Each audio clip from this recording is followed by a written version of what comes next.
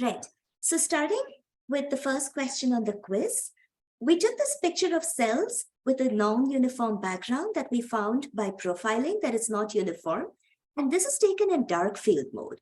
So what operation can you use to correct the background and make it spatially even? Anybody want to throw up something? White. Absolutely. Yay. First answer is a perfect hit. So we use the white top hat filter. And why do we do that? Yes. Yes. So that's actually, I'm really glad you brought that point up and picked up on it. So not only does the white top hat filter smooth out the background and remove spatial non-uniformities, but also the fact that the image is taken in dark field means that you really have a very dark background and the cells are really popping out as white dots, because that's what dark field does, right? You illuminate from the side using scattered light. And that means your cells are really standing out as bright dots, which again makes the white top hat filter, which pulls out bright spots on a dark background, to be a fantastic choice to use for this. Great. Awesome. And then the second was to write out the kernel for a 3x3 circular mean filter with radius 1.5. And it doesn't have to be super accurate, but can somebody in the classroom pick up the marker and make an attempt on it? Yeah, I was confused by this because 3x3 indicates a square. And one, so I threw up both, but I didn't know how to. Come on up, let's do it. And I'm sure you probably got very close to it or the right answer. So like a 3x3 would look like that, and then each would be 1/9 weighted. Yep. But then like a 1.5 radius, just based on the slides and what I read, was the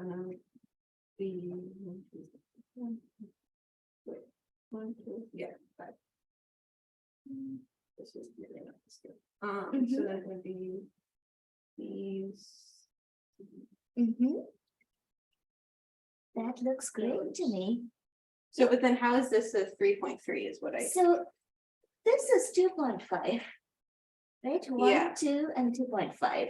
So that's the only thing that I would cut off. I could pull this out and maybe pull the diagonals out. So the question is a bit funky, admittedly, because I've given you all the other examples. And what I was basically looking for is anything that approximates a diamond, which you hit on perfectly.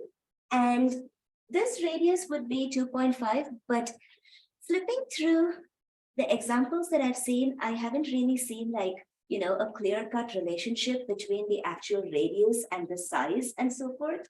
So maybe if you put anything that is, say, this or whatever you did, both of them are something I would give you points for. Because here you've captured the circular nature of this, and here it's a little harder, but it captures the radius. Yeah, I was like in the PowerPoint slide you had, it specifically said this radius 1.5, and like I tried researching it, I could not figure out where 1.5. I know, and I did notice that.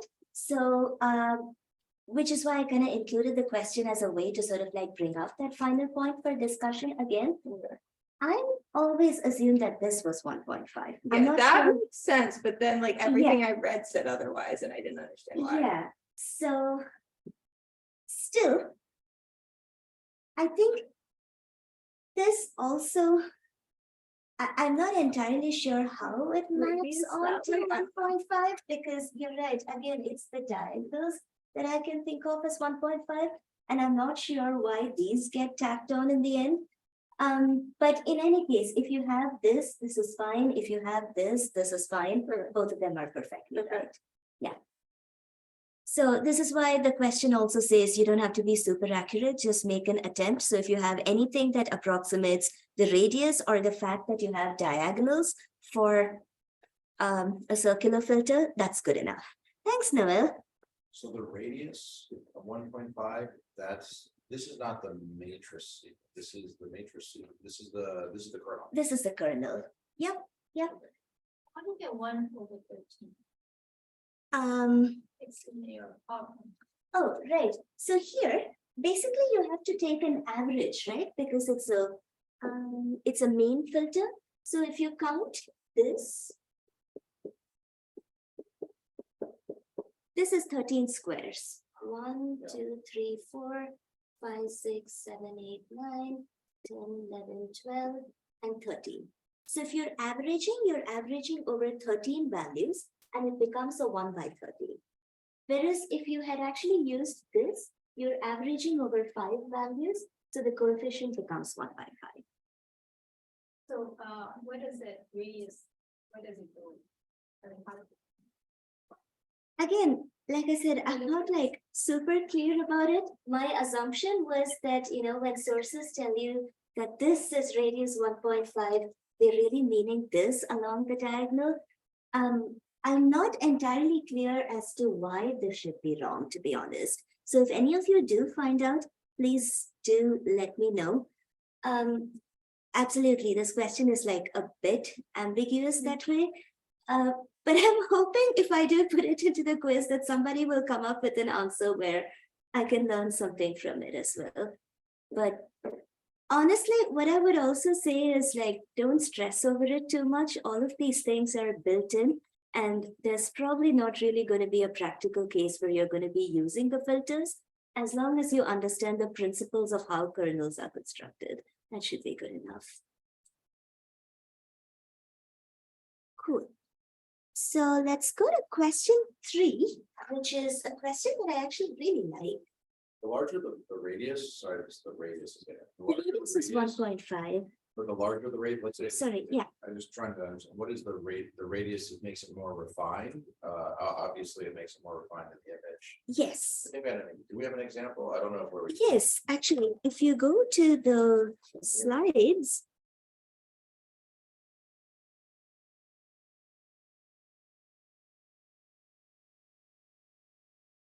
Let me pull up that example.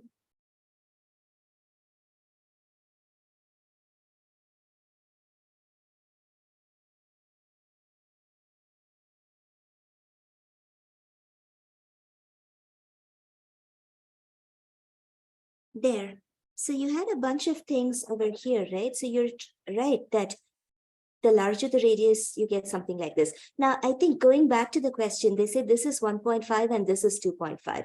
I am not exactly sure how that happens either, right? Like just when I was like, because I was trying to research the question for too long last time, that like you draw a circle that is exactly that size, and then like say like, okay, the circle takes up more than half of this pixel, we're going to count it, and then over if it takes up slightly less, then I'm not going to count it.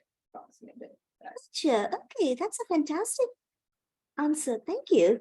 I didn't know that. So basically, you're saying that they put the center here and then they draw the circle. And in this case, these squares do get counted more than half within that circle, whereas these don't. But for radius 2.5, these two also get counted within. Okay, thanks. That was helpful. I'll make a note of that for the next time. Thank you so much. So I understand these are different radiuses. When you apply them to the image, what happens with the bigger the radius? That could be a question. Like the bigger the radius, the better. The bigger the radius, the more the number of neighboring pixels that you're allowing to influence the central pixel, which means like if your neighboring pixels are darker, then you're going to reduce the intensity. If they're brighter, you're going to increase it. Yeah. Cool. So the third question was that I'm doing a traction force microscopy experiment with round protozoans that are about 20 pixels rolling around on a bed of fluorescent beads of size 3 pixels. So if I want to isolate and segment only the 3 pixel fluorescent beads in each frame, what can I do? Let's say it's all in bright field, so you don't have to worry about channel splitting. So how can I kick out the big objects from my field of view and only pick out the small objects?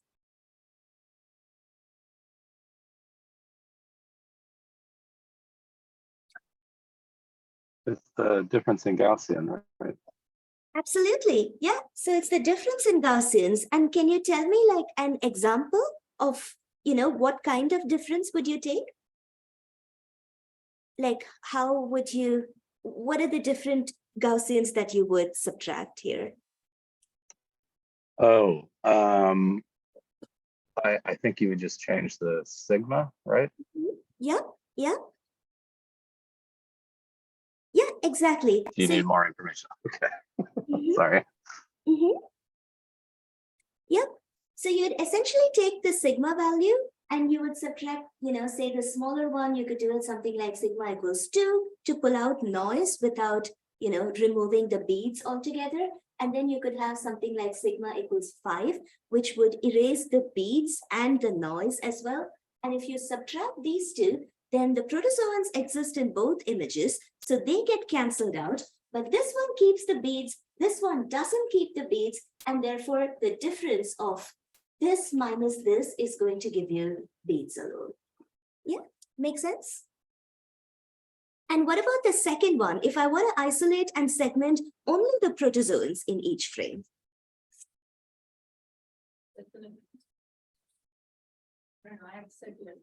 Yes, perfect, great. So this was something we did not discuss yesterday, but I'm glad that you brought it up. So you can use something called a Hopf circular transform. It's something that, I leave as an exercise for you guys to go play with, but it's built into the toolbox. And what the Hopf transform basically does is that if you specify a range of radii, then it takes a lot of circles within that range, Say you specify a range of radii between 4 pixels to 30 pixels. So it's going to look at all the objects in your image and fit circles of a radius, r that's between 4 to 30 to the objects in this frame. So supposing I had, these really amoeboid macrophages that were sitting around here, those would not be fit by a Hopf circular transform, even though, other filters that are size dependent would not remove them. Whereas the protozoan, since I told you it's a round, fat, cute protozoan, those are going to be picked up by a Hopf circular transform. And that's actually a very neat way if, sometimes I do this where I have a cell field and I want to segment out lymphocytes, which are nice and round, from other cells, which are more amoeboid in shape or elongated in shape. And the Hopf transform is a really cool way to do that. Yeah. There are a couple of other answers too. Let's see, you could do a mean filter. It wouldn't be a fantastic way to do it or the optimal way, but that is also an answer that's acceptable. You could just blur out the beads and leave the protozoans if you used a mean filter of the right size. So that also works. And one more little piece of information. Sometimes the mean filter is also called a boxcar filter. And I just want to put that name in there because if you ever come across it, now you know what it means. What it means literally. Cool. And Filter, you could filter out a lot of the beads because of the fluorescents are all similar intensities. So actually it's the size. So because the beads are small, if you take a mean filter that's bigger than those, you can get rid of them. Awesome. So let's see, the next question. Scikit-image provides a function called transform.swirl in the toolbox.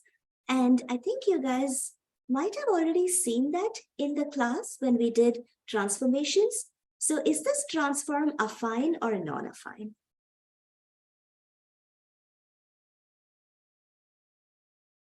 I don't know, you went through that. Well, Yeah. So we went through it on day 1. It's like right here. Yep. We went through it very, very quickly in this box, the last box of section 5. And let's see. So I'm going to pull it up and run it here. But yeah, it is true that the swirl transformation is an example of a non-affine transform, because if you take an image and then you draw a straight line across it, The swirl transformation does something like a whirlpool, right? And then the whirlpool is taking the points on this line and sort of like scrambling them around so that they don't stay a line anymore. So it's an example of a non-affine transformation.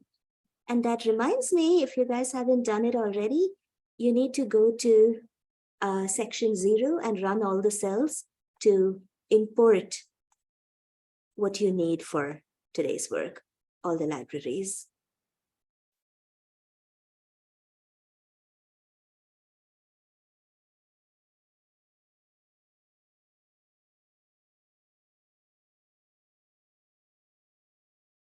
There you go. So this is the swirl transformation that creates the whirlpool.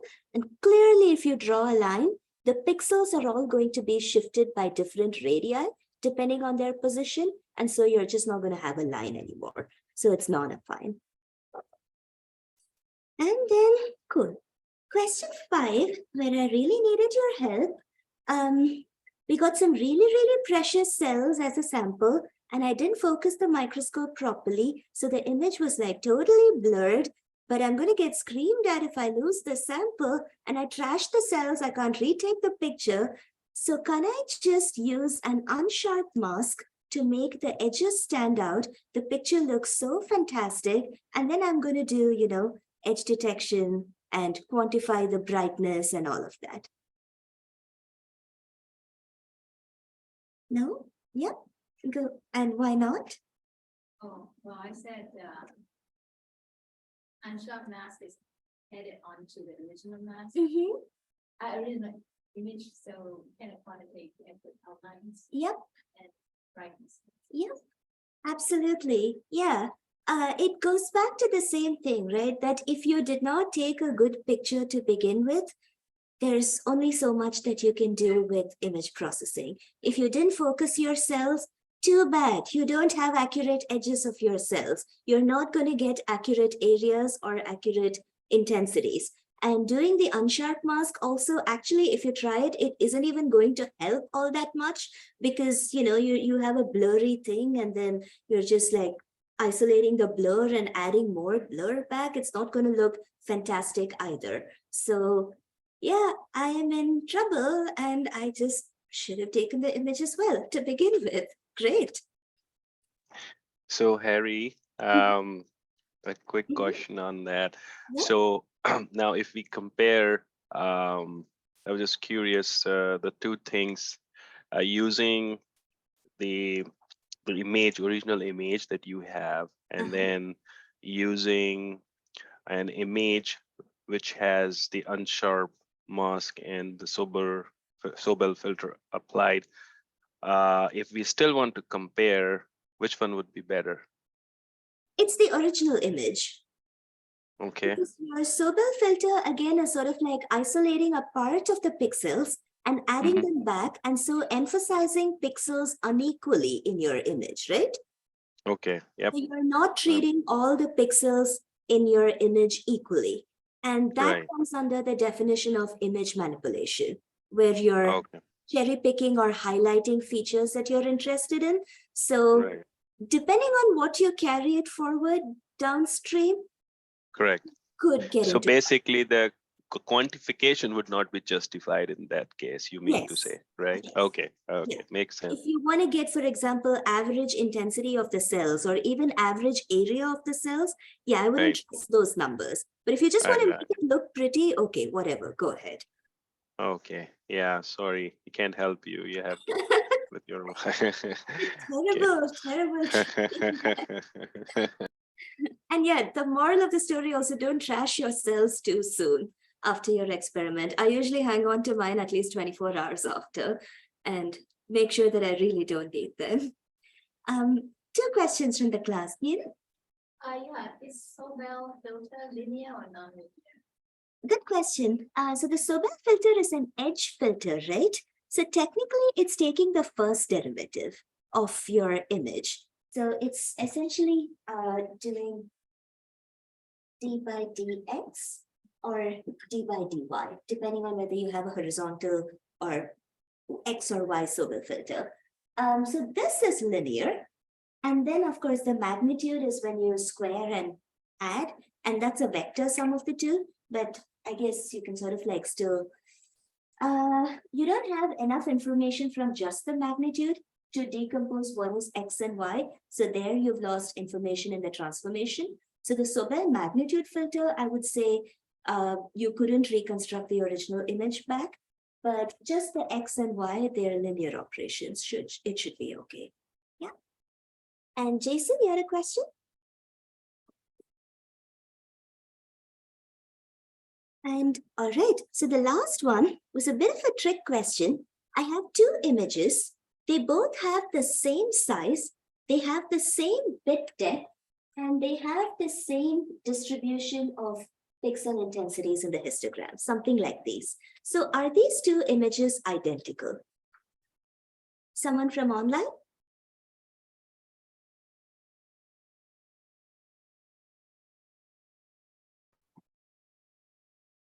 I can go if no one else wants to. Yeah, please go. No, they're not identical. Great, and why not? The example I gave was that a mirror image is not identical, but would have identical histograms.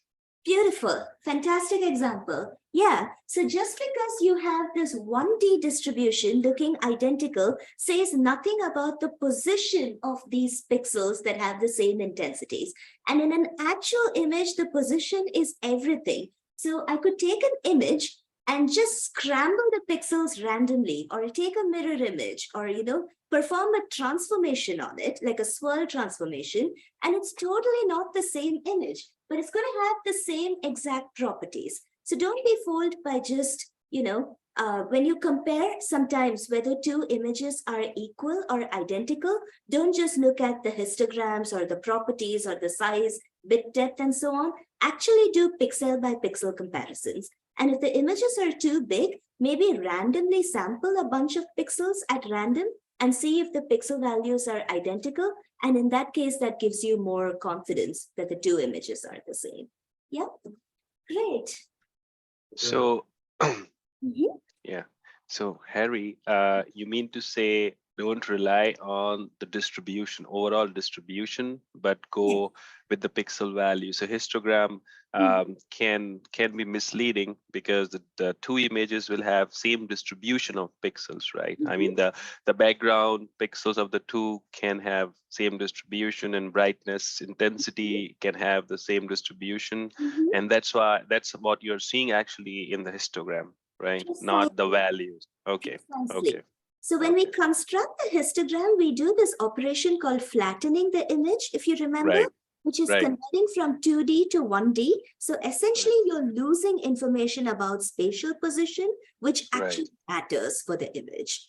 So while the Correct. histogram is super useful in giving you intuition about brightness, it also removes all information about the spatial distribution of that brightness. Makes sense.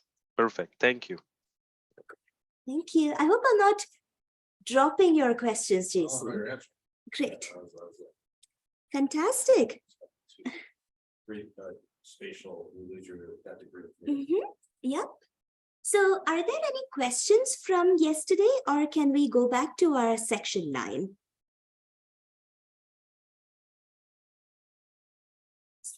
Yep.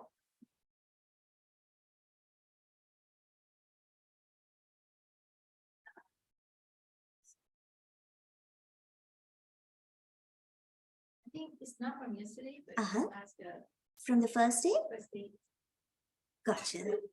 Do you need some time to find it? Then Yes. I can give you a couple of minutes. Great. So guys, let's go to section 9 of our workbook and go through, if you restarted your workbook, please make sure to go to section 0 and re-import all your packages, or stuff is not going to work. And then in section 9, I want to do a quick recap where we first pull in some images with different kinds of histograms. And second, we had, this thing, the image of the cell, where we pulled out, this artificial threshold that we just decided came between these two peaks. And that somehow was, cool enough to actually segment out the background and the cell. Next, we went to the image of the retina, and that we were able to pick out certain regions and pull out different features of that image. And then in this example, for the mitotic nuclei, we were able to cut at the red line and pull out most of the nuclei, eliminate the background, cut at the blue line and pull out the very brightest nuclei, which in general, or at least according to the paper from which this image was taken, correspond to the dividing cells. And from this, we built a little bit of intuition about histogram pixel intensities and what is background, what is signal, and how you essentially cut between these. And the last thing that we saw yesterday was creating Boolean masks. That, when you create something that says, are the pixels greater than this threshold, you get back a binary true or false image that essentially looks like this. And you can interpret it as zeros or ones. And note that this is basically a 1-bit image. So you've taken whatever bit depth your image has, put in a threshold and converted it to a 1-bit image. Any questions so far before we go to the next? Great. So I am going to hop ahead, and this is also just a recap. And okay. So what we're going to do today is, yesterday we found intuitive ways, right? But sometimes it's not so obvious where exactly you need to cut your histogram. And for example, if you take this thing about the nuclei, I cut here at what? It's about 0.15. But is 0.15 better than 0.13 or 0.17 or 0.135? And am I really going to go and do this 100 times and figure out what is good or what is not, or what is best, even when my eyes are barely going to be able to pick it out at that point, right? So this is why we want automated algorithms to compute these thresholds. And that's what our first section is going to focus on today. The first thing I've given you is this very convenient function in the filter module called try all thresholds. And what this function does is it takes a whole bunch of different automated thresholding algorithms, and it just runs those on the image, and it gives you a variety of masks. So I'd like you to execute this first, and then we're going to take a look at each of these algorithms and notice that each algorithm gives you something quite different, right? This is your original image. So if you look at your ISO data thresholding algorithm, it does a pretty good job. Like, you see this cluster of 3 nuclei close together, those got separated out pretty well.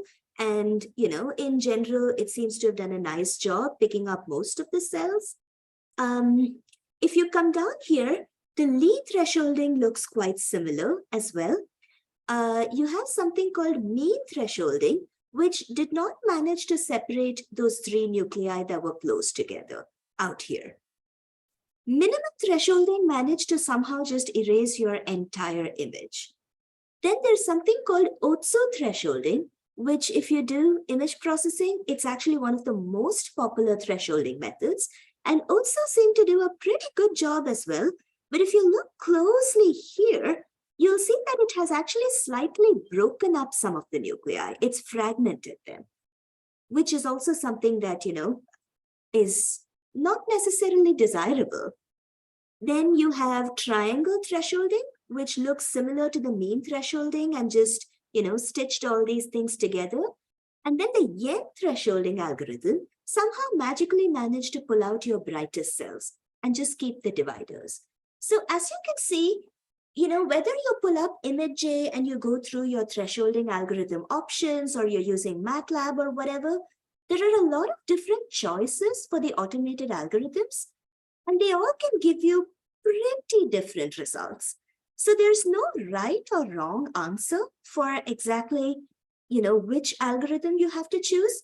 And that's why you have a function like try all threshold, which allows you to go through a range of them and choose what looks best for your data. But in general, there are a few rules of thumb and a few logical things that you can use to make a best guess as to which algorithm would work.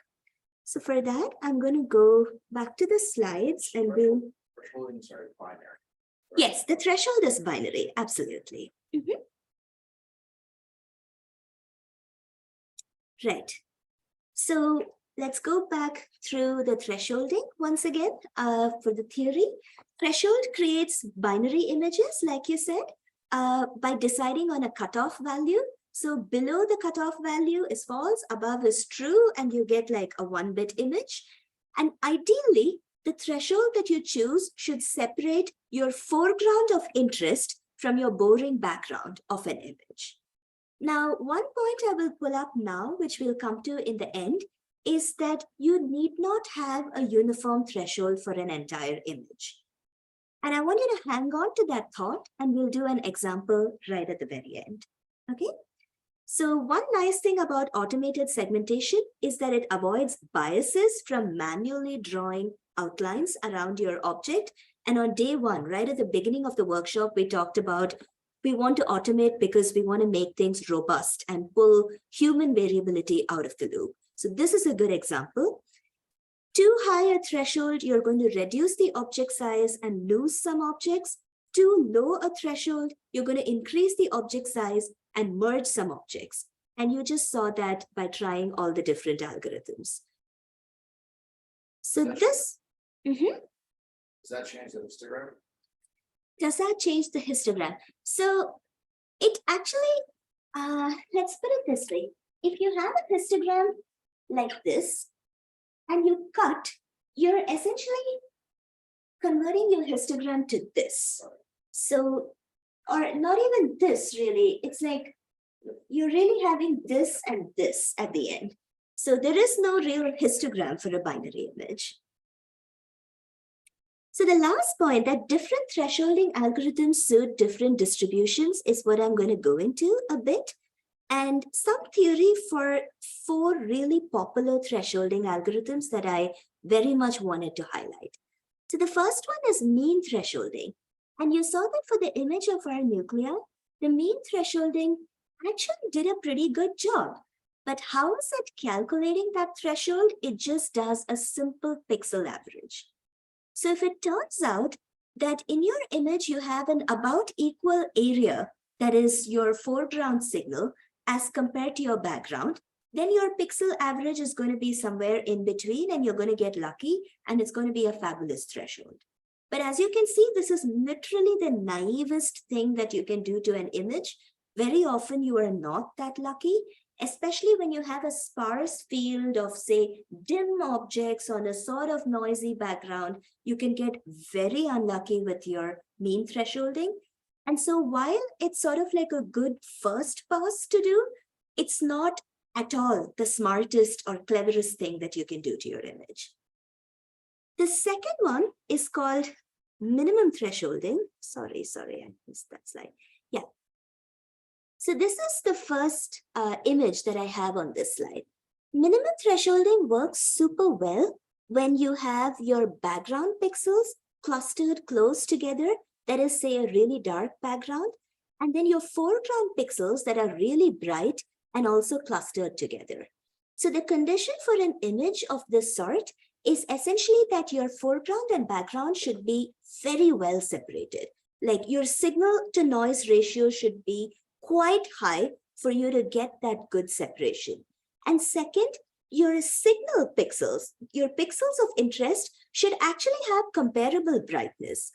Like if you have some super dim nuclei and some super bright nuclei, or objects, substitute literally any kind of object here, it's not going to work so well. You want your foreground objects to be fairly similar and clustered together in intensity. And then what the minimum thresholding does, it just employs a simple, minimum finding algorithm to find this point,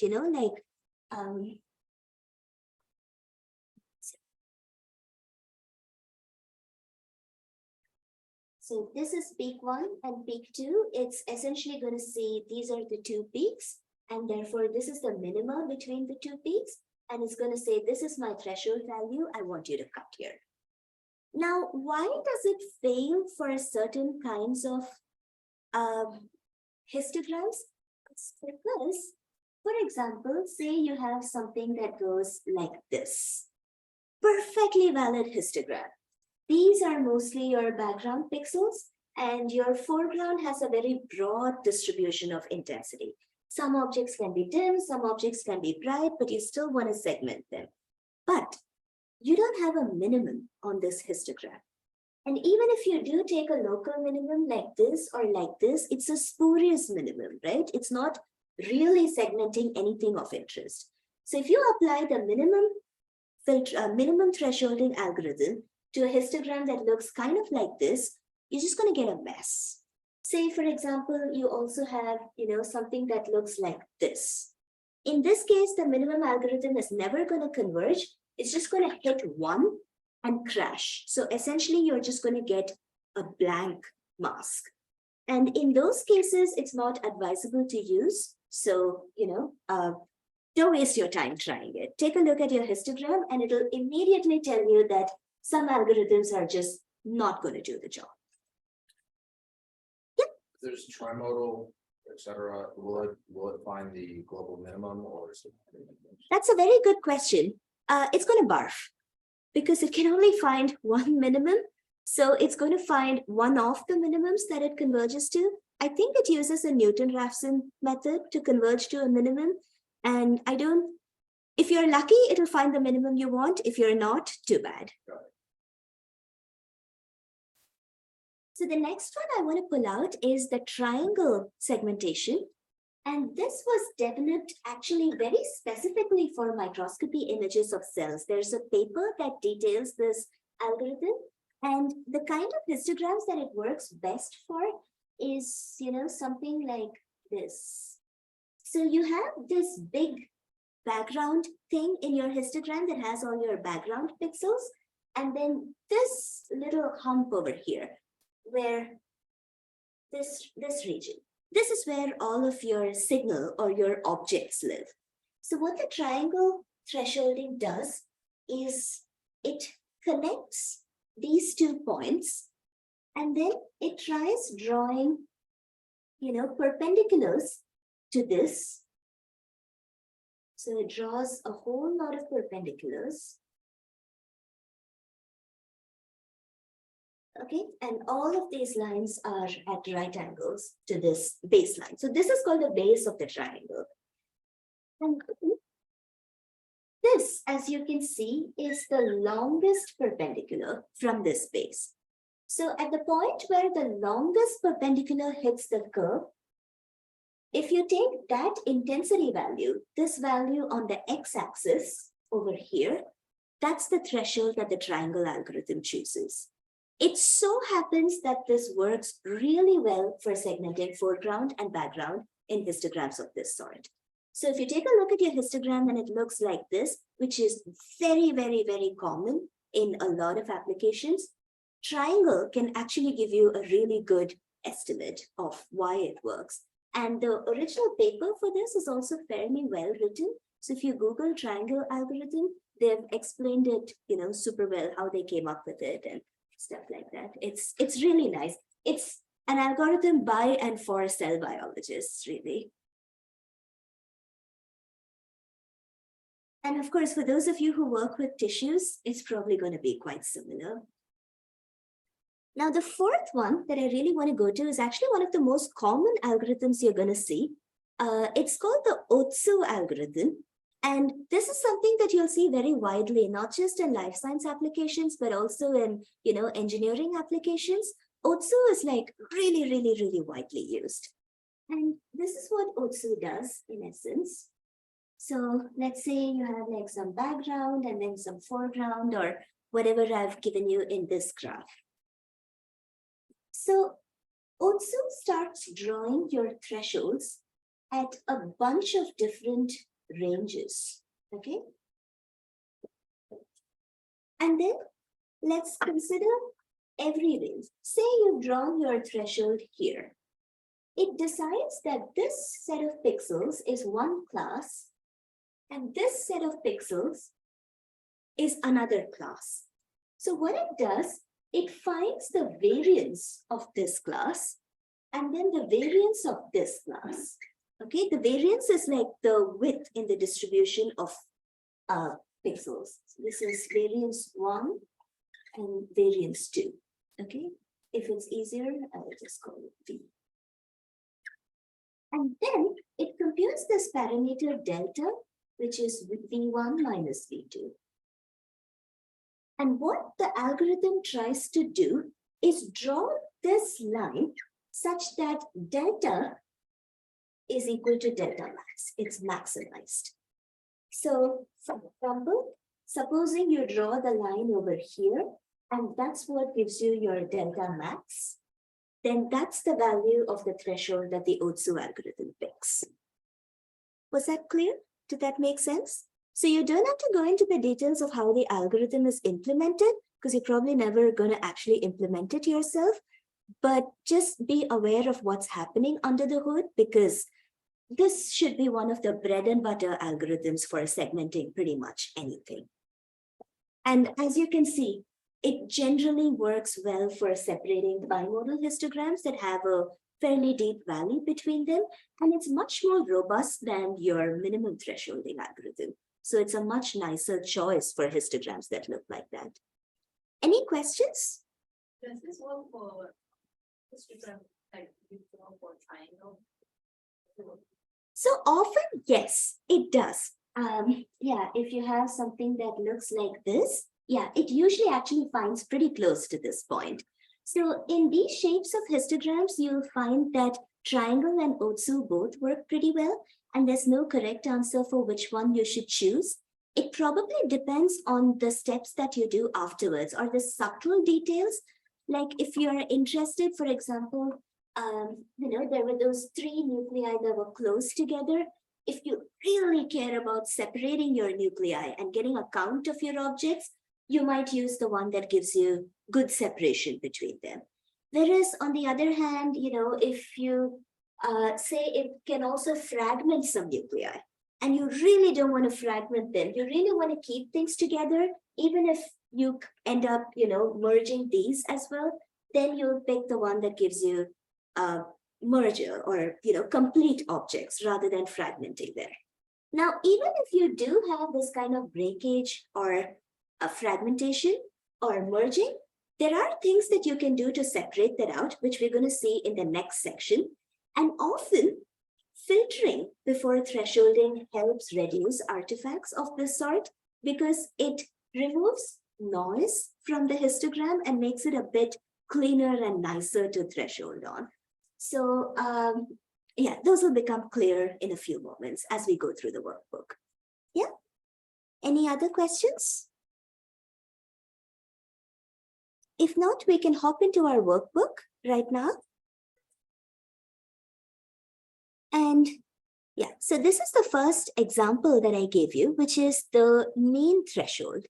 And in this example, what I basically tried to do is find where the mean threshold is actually drawing that line. So this is your original image. And then in the second panel, you see the histogram of that image, right? So you see this nice big peak for the background pixels, and then this little hump for the foreground pixels.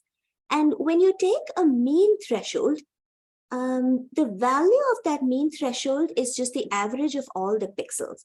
And that turns out to be 0.0678.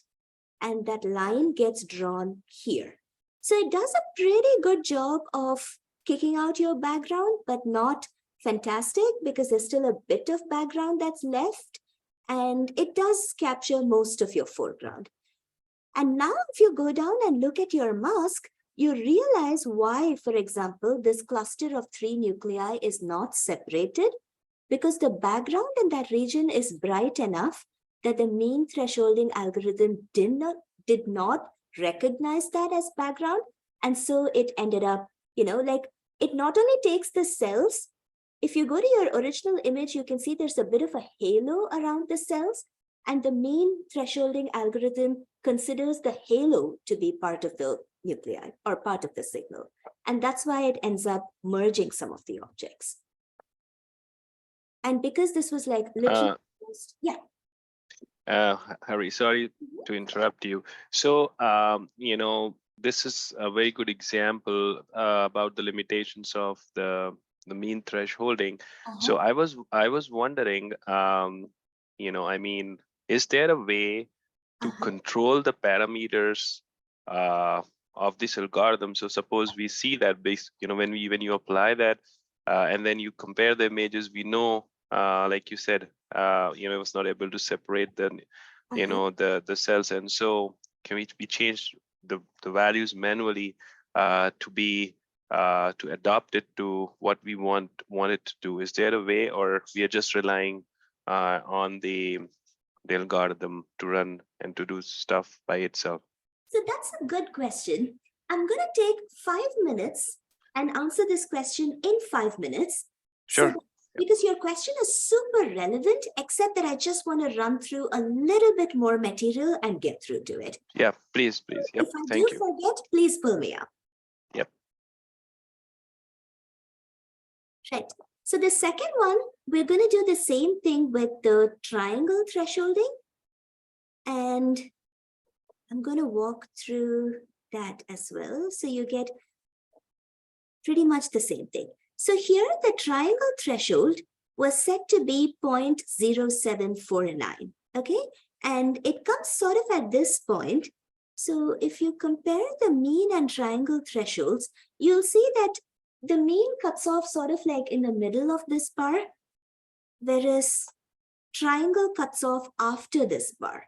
So triangle is actually chopping off or shaving off a bit more of the background and a bit more of the halo around the cells than the mean thresholding algorithm.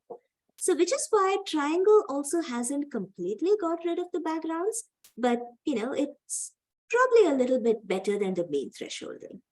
And then the third one, I'm going to go through it quickly, the third and fourth, and then give you guys 5 minutes to work through on your own. I'm going to go through Otsu, which fixed the threshold higher at 0.14. And that's why, it really gets rid of the entire background and picks up just the hump, which is why it does a great job of segmenting the cells. And finally, the minimum algorithm. Here, the threshold value ended up being 0.87, which, you can see it tried to find the minimum and completely gave up. It didn't work. And that's why you barely got anything using minimum thresholding. So I'm going to give you guys 5 minutes to work through this part of the book yourself and, write the code where necessary. And if you have any questions, and Satpal, I'm going to answer your question at the end of this 5 minutes. Okay.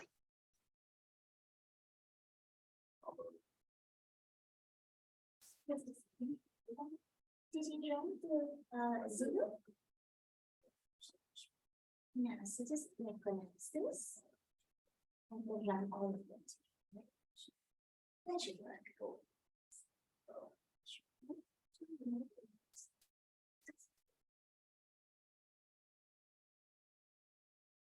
So the pixel values are good.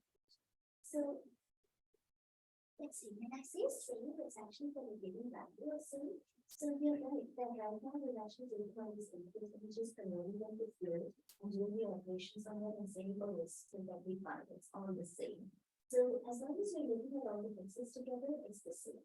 But sometimes we do operations like adding or overlaying the images.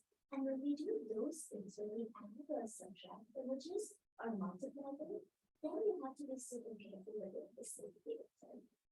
Because, for example, the question that we had of the heart and the cat. The heart and the cat both have to be in the same data type. Like 8-bit or 16-bit, or both have to be floats. Supposing your heart was an 8-bit and your cat was a float, then you couldn't add them together and get the same response. You would, the float would basically get washed off because 0 to 1 is nothing to get to float. But you can transfer it. You can transfer it, exactly. Yeah. So thank you. I should be more clear in specifying that. This is 16-bit. It's again just the same data type. Should we get to see you? Yeah, I come with the group. That's a driving.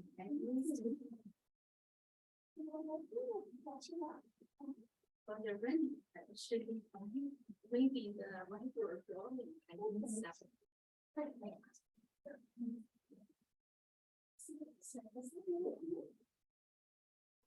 think it's super creative. So this just thinking the pixel values will be the same for both. Because when it converts to 16, it doesn't actually stretch the values. It keeps the 0 to the out because those are the value of existing values. So,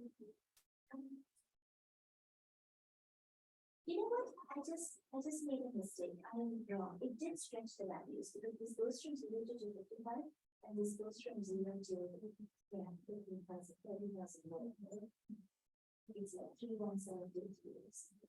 So it did stretch the values. So next time I'll be more clear. I notice that we don't add these images together. Okay. Thank you. I'm so glad you were able to make it through. That's what I heard.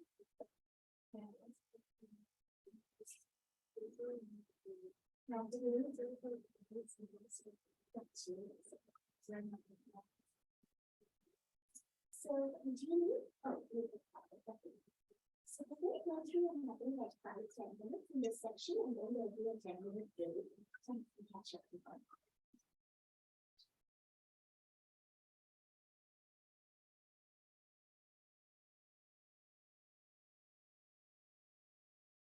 All right, folks. So was everybody able to go through the workbook to this point? Anyone having difficulties with it?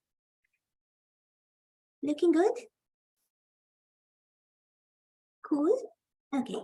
So the last point I'm going to come to is the Yen thresholding. So far, we looked at 3 thresholding algorithms that kind of worked. We looked at the mean thresholding, which worked okay. Triangle thresholding, which was slightly better, but still not great. Otsu thresholding was fabulous. We really hit upon, that value of 0.15 that we got from intuition. The Otsu threshold was able to really refine that and tell us that 0.143 was really the optimal value that we should have picked.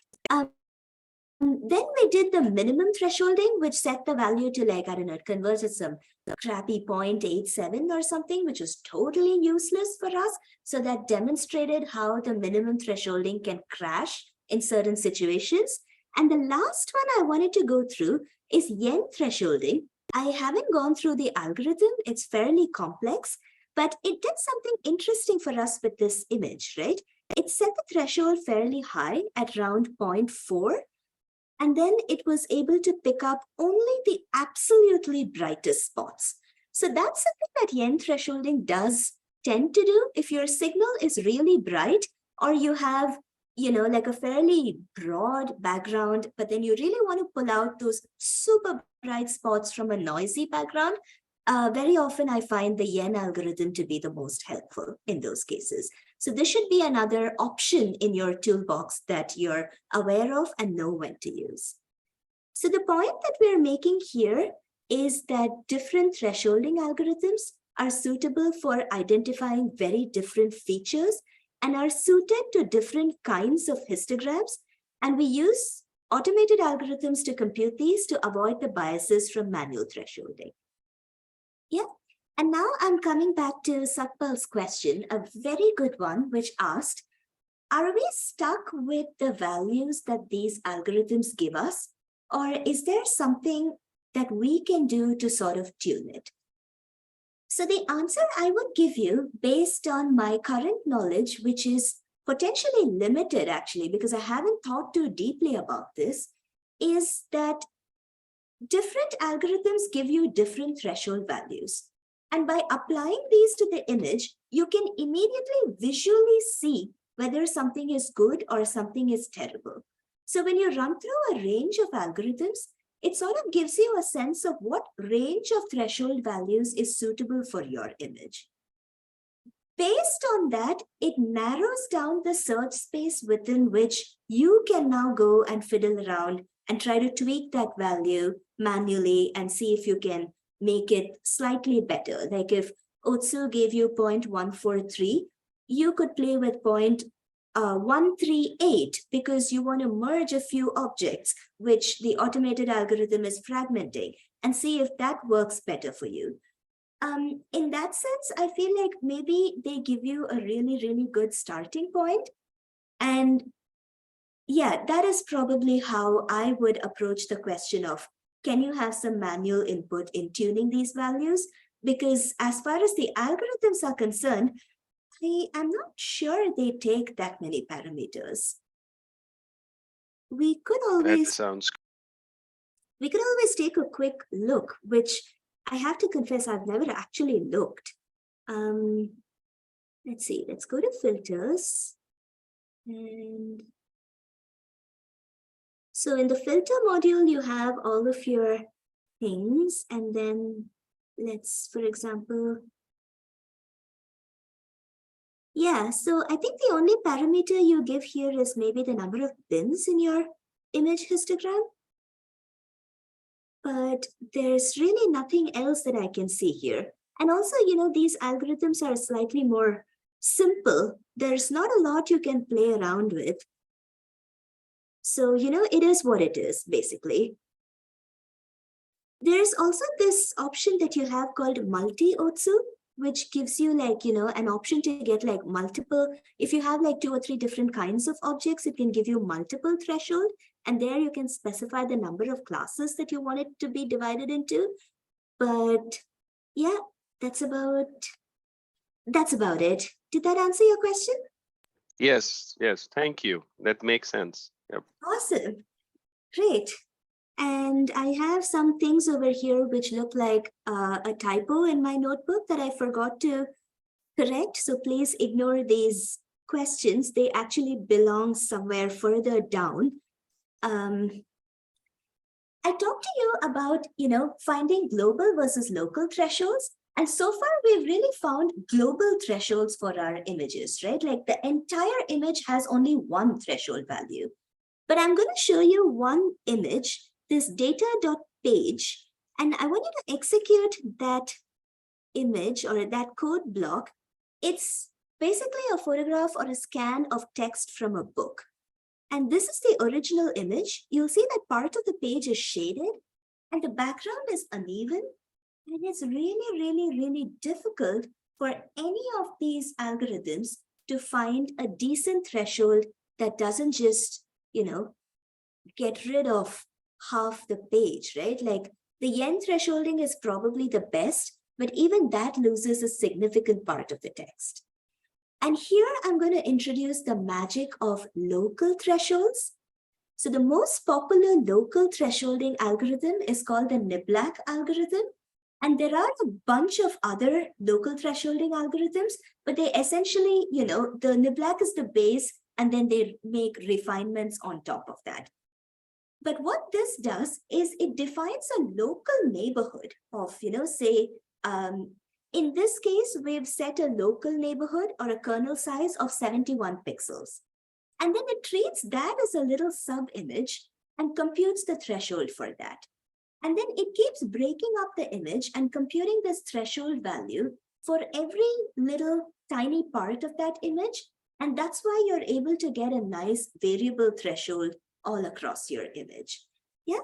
So I want you to try Niblack thresholding, and look, isn't that magical? It just pulled out most of your image. It's almost like witchcraft at this point, how well it did that.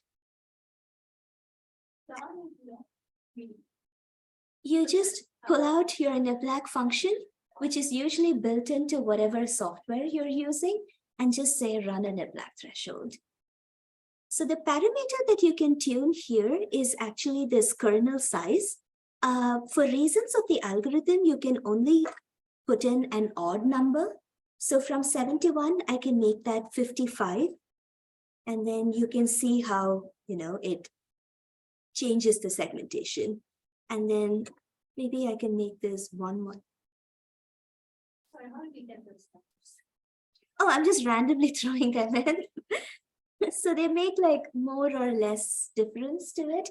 but there's not a lot of method to what I'm doing. I'm really just like trying a few ranges and seeing what works best. But only on. Yeah. So I'll give you guys another minute to catch up to this point, up to the local thresholding. And then we're going to do one last topic before taking a break. So we have another 5 minutes of work left before our break.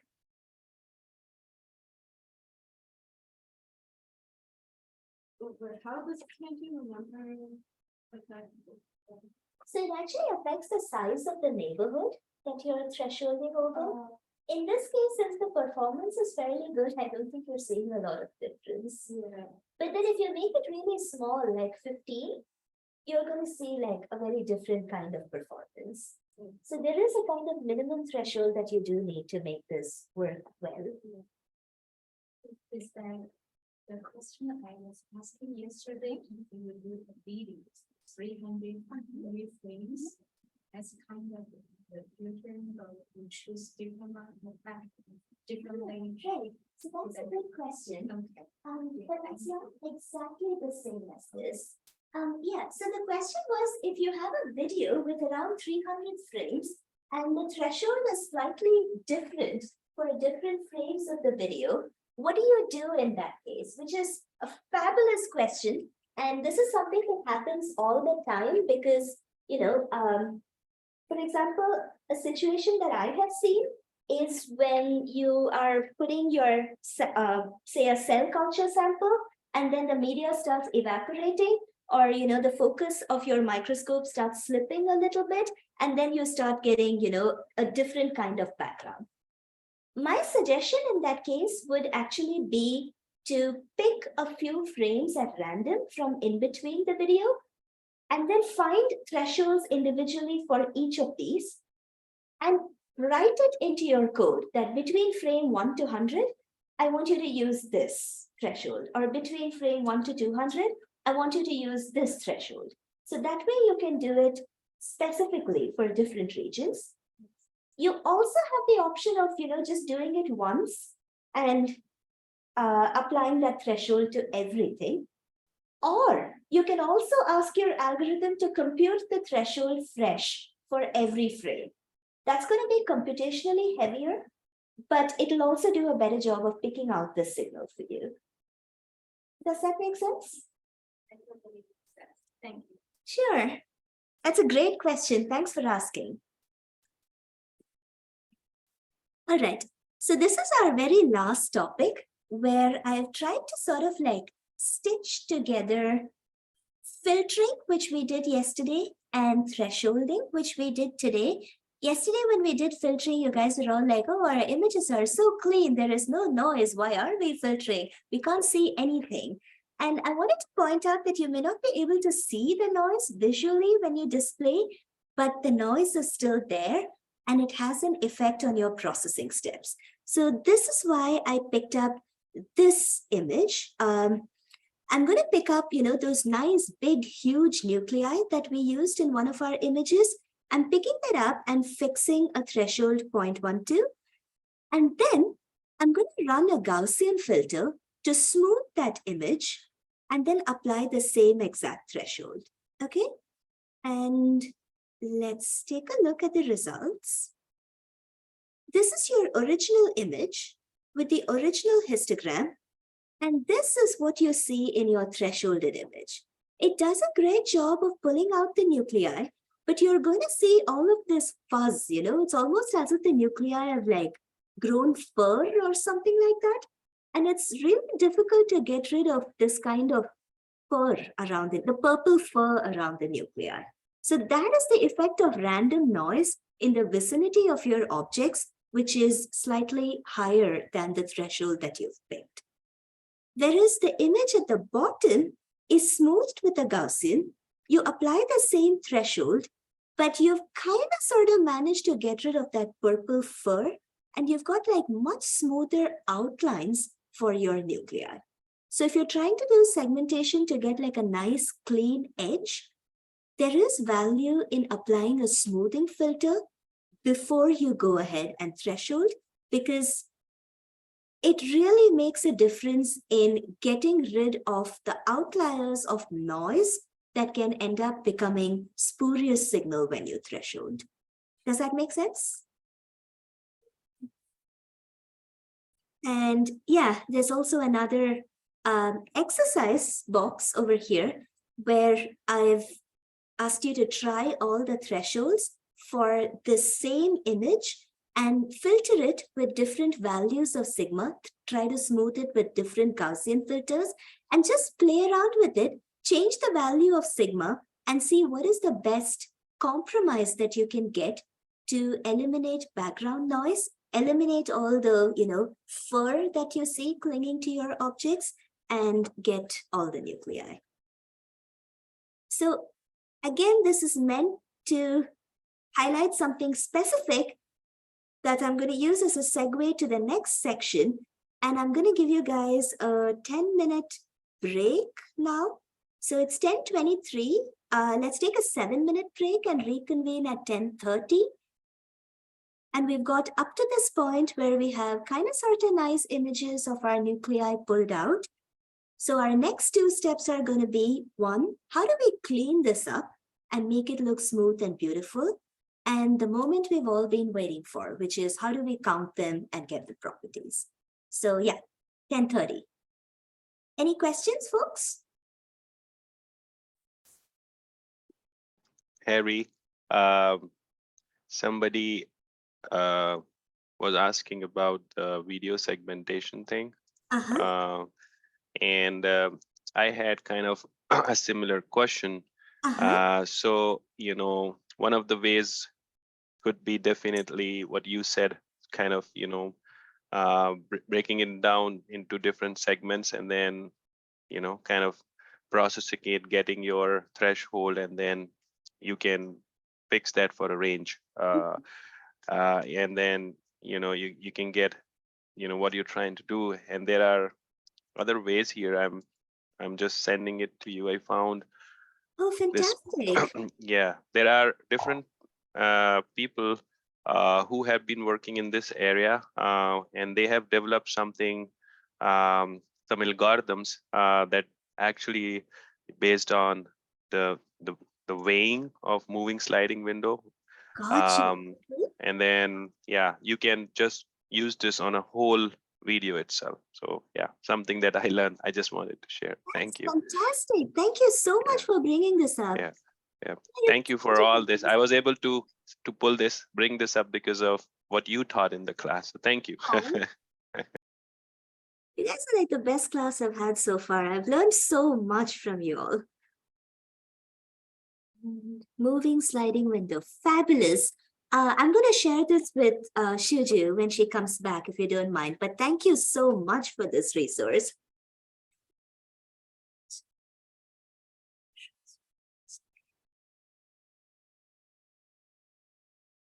Fantastic. They even do like fade out transitions. This is so cool. Thanks a lot for sharing this.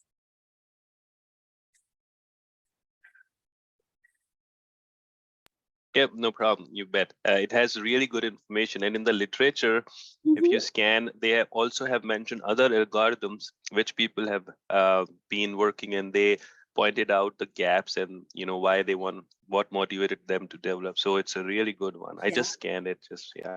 Nice. Very cool. Appreciate it. Cool. Let me just use the break also to check in with a couple of folks. Andres and Jasmine, how's it going so far? Is it fine with you guys? Yeah, it's good. Thank you. Were you able to like follow since you weren't there yesterday, right? Was it okay? Yeah, I went through the slides and the workbook, and that was enough. I think it was good. Sounds great. Quick question though. I don't know if when you did that for the last in the last part of your code right now, you're showing all the thresholds. Did it show? I think Could you, yeah, if you scroll down a little bit, does it, or down? Oh, I see. Okay, yeah. Oh, because it wasn't showing the last two, but now I see it. Okay. Gotcha. Yeah. Yeah, it's just that thing of, sometimes you have to scroll within that output window. I see. So, yep. And again, Yen does the magic of pulling out only the dividing nucleus. Yeah. So, but yeah, I'll be using this as a springboard for the next topic. Tell us a little bit about, I mean, this was just amazing, the deep black threshold. Uh-huh. I It's feel cool, like- right? I It's feel like I magic. use that when I scan. I can tell you. Right. It's amazing. Curious, is that, how does that appear in the histogram? Like, how does, we did triangle, we did OSU. How does it meet black threshold? Like, that's most popular. For local thresholding, the algorithm is also relatively complex. So I have to admit I've been lazy and not actually gone through the details of it. It seems real cool. If you look at the documentation, It seems like it's kind of based off of like center surround theory in optics. what is center surround theory? So that's like you have a whole bunch of photoreceptors in your retina and they converge to one cell. And like, so the way it's set up is you've got like a circle with a ring around it and your brain, like, yes, it detects the absolute value, but more so it detects the comparison between what's in the center and what's in the ring. So this is the center and this is the ring. Yeah, even like make the center like a circle. So like your brain's gonna be really, it detects more of the difference between the center and the ring as opposed to absolute value. So like I see. that's why if like I'm reading just like the raw image of this scan, I can easily read the word like unambiguously. And if like my brain reads that at the same level as it does background, even though the absolute brightness are completely different. Because of like what's Got you. So it's like you're dynamically thresholding based on the surrounding at every point. Just at that point. Got you. I didn't know that was called center surround theory in just visual processing. Let's see, is there I mean, I think what you said makes perfect sense. And there are a couple of references here where let's see what this does.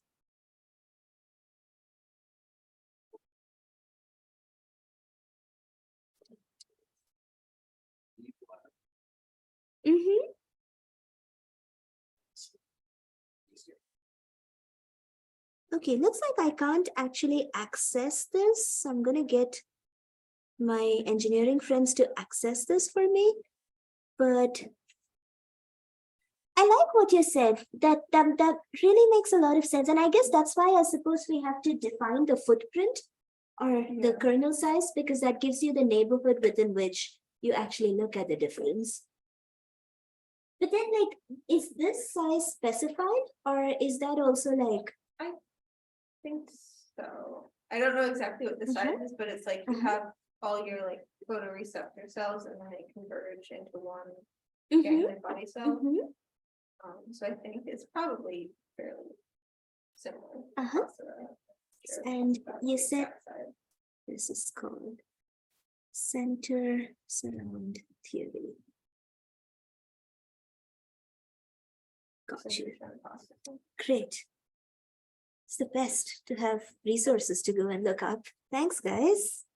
And Jason, I got your video from yesterday. I still have to go and look at it, but I'm looking forward to that. Not yet, unfortunately. It's super busy. 90 seconds. I think I was very ambitious in thinking that I would teach this class and run complicated experiments this week. Oh, wow. And I've been a little wiped out after it. It's a cute experiment in the sense that I'm trying to do live cell imaging. And the challenge that I've run into is that I've discovered that when I illuminate the cells, I shine light on them to take a picture. They don't like light, so they die. So I can't take pictures of the cell. I can keep them alive on the scope as long as I don't take any pictures of them, which kind of defeats the purpose, right? So I've been trying a lot of different combinations, playing with both the cell culture media as well as the microscope hardware to keep my cells alive. And I think I have a solution that works now. It's going to be really, it's really funky. Yeah, my cells are alive and happy. And it's such a funky solution. You know, like you get those plastic sheets, the colored plastic sheets that you put on stage lights or whatever. I just bought one of those in red and I stuck it on the microscope light, the halogen lamp. It turns out the halogen lamp was bluer than I had realized. So just putting a red filter and making that red made the cells a lot happier. Us too. We don't like it. Yeah. And the second thing I did was give them some vitamin E. Oh, Which, like, you know, the stuff that you put in your lovely skin creams works perfectly well for protecting cells from UV and blue light damage. let's have the cells. release. So these are B cells, which go and make antibodies in your body. So they get like excited when you get, you know, a vaccine or a cold or something, and they replicate like crazy and mutate and try to target exactly what virus or whatever you're seeing. And I'm trying to look at the process of how they expand and how they mutate. For that, I need them to be alive in the first place. And it turns out that shining light on them also makes them not want to divide. They're like, I don't like the light. I don't want to have babies in the lights. So, yeah. Very efficient. Yeah, vitamin E, because a lot of photo damage in these systems is because of oxygen free radicals. And then they go and react with, you know, the water and form like peroxides and superoxides that damage the cell. And so vitamin E is an antioxidant. So it just scavenges reactive oxygen species before they can go do more damage. Yeah. Yeah. It's so weird. Like, I've been reading up on papers from the skincare industry literature to get my cells to be happy, and it's not something I had expected to do before. Are you only using B cells or T cells or just white? I haven't yet started throwing T cells into my cultures. That's all in the animal. So it's like I do something in the culture dish and then I do something in the animal and check that they match.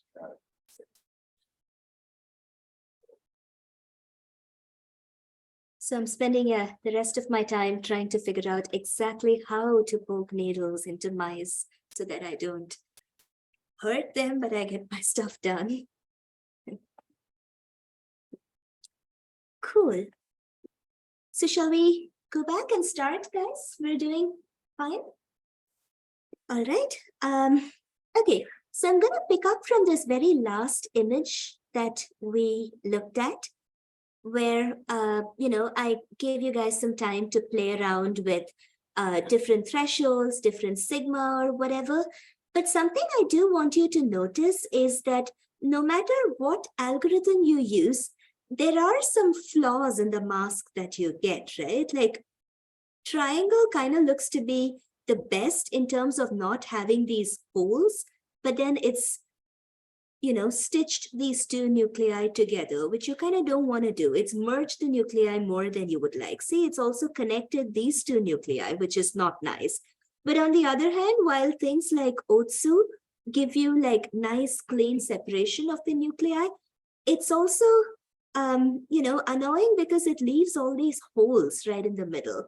And if you want to quantify intensity, you want those holes filled in, like you want to add the intensity of those.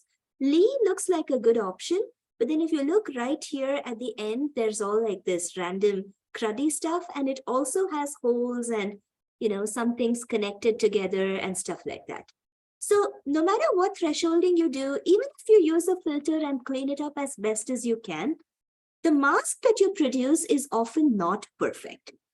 And that's why we take these binary images and we perform some cleanup operations on them to break what needs to be broken and close up what needs to be closed. You know, it's like when you make something, you know, like for example, if you carve something out of wood, you take sandpaper at the end and give it a nice, pretty finish before it's a complete product.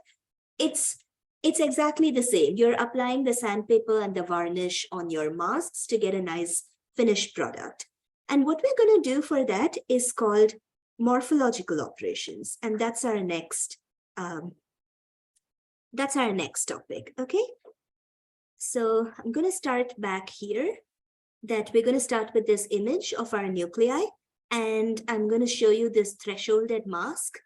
And you can see that there are certain regions of the nuclei that are just getting cut out.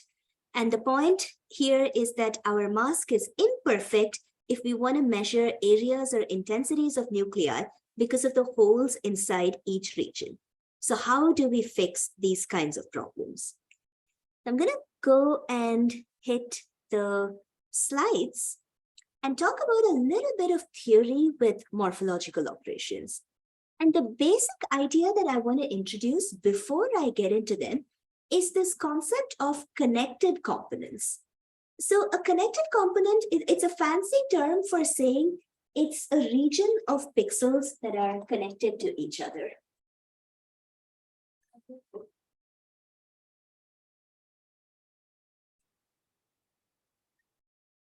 Okay, so if I have something like this, let me start with one pixel first. Every pixel on its own is just a connected component. It's a connected component of size 1 because it's just one pixel. Now, supposing I add another pixel here.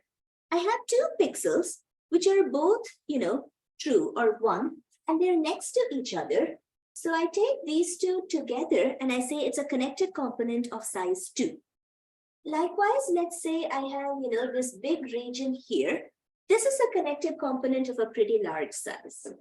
Now, supposing I add one more pixel here, and this whole thing now, is bridged into one big object. This is a connected component of size, whatever this is, +3. Okay, so essentially you can add or break connected components by either adding these bridges between them or cutting between them, making this a dark spot. And you usually do this with binary images because, that's where you have like your yes or no. So your connected component is like ones. Now, there are two kinds of ways in which you can connect components. And those are called, so they're called two different things. Don't get confused. In some contexts, they're called 1 connectivity and 2 connectivity. In some contexts, the same thing is referred to as 4 connectivity and 8 connectivity. And all it means is if I have a certain pixel, if I connect only in these directions, top, bottom, left, and right, that is called 4 connectivity or 1 connectivity because I only care about the 4 neighbors. Whereas if I also decide to connect along the diagonals, if I say those are also neighbors and I'm allowed to make connections, that is called 8 connectivity or 2 connectivity.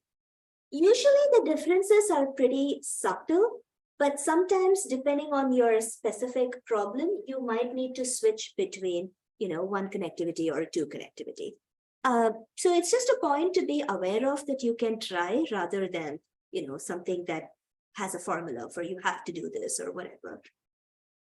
So basically, like I said, the morphobs allow us to adjust these connected components. And to do this adjustment, we're going to go back to a concept that we learned in filtering, which is the structural elements. And these are, again, kernels for morphological operations. So whenever you do morphological operations, you're again going to use the same kinds of kernels that we used for filtering and create footprints, except instead of manipulating your pixel data, you're now using those footprints to manipulate your binary masks. That's the difference. So when we did the filtering, you guys noticed that we actually pulled in all our structural elements from the morphology module. And that's because they're actually relevant for morphology operations. And I've just, given you another recap of those kernels. So there are 4. So what I'm going to do now, I'll come back to this recap in the notes in the end, but let's hop back to the workbook and define some structural elements and try to go through some examples of morphological operations so that you guys get a feel of doing it. Yeah. And the first thing I'm doing is defining this disk of radius 2.5. And I'm going to go back to this image of, the nuclei full of holes and apply this operation called closing and look to see what it does.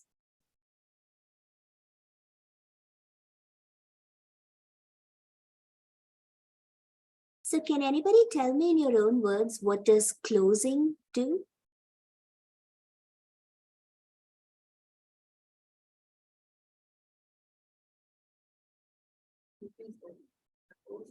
Yep, exactly. So it's just as its name suggests, right? It closes up the holes that you have in your mask. Now we did the closing with around 2.5. Let's say we choose size 5 and we can do the closing again. So now what did it end up doing? Because I chose size 5. Yep, it overcorrected and it actually chained all of these nuclei together. So the size of the kernel that you use actually matters. And also, so far I used a disk, right? What happens if I use a square?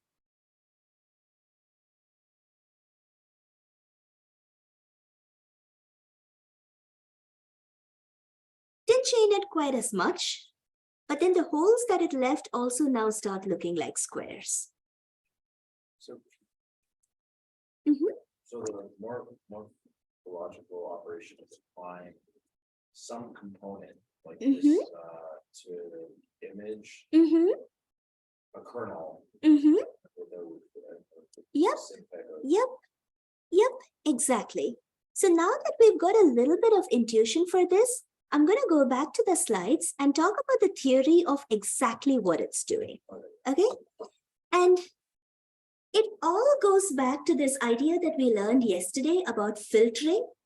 Morphological operations are just minimum filters and maximum filters. That's all that they do, except they operate on binary images. So the only thing they're minimizing or maximizing when they do that, they're really actually flipping zeros and ones. So let me give you an example. I talked about closing as the operation that we just saw, but there are actually 2 basic operations on which everything is built on. The first one is called erosion, and the second is called dilation. So can anybody tell me, when I say the word erosion, what do you take away from just that word? Yeah, you're chopping off something, you're literally shaving off regions. So erosion is going to reduce the size of your bright connected components. And likewise, dilation, it's basically expanding something. So it's just going to make your bright connected components bigger. And the way it does this is using rank filters. So let me give you an example here. Say I have this region like this.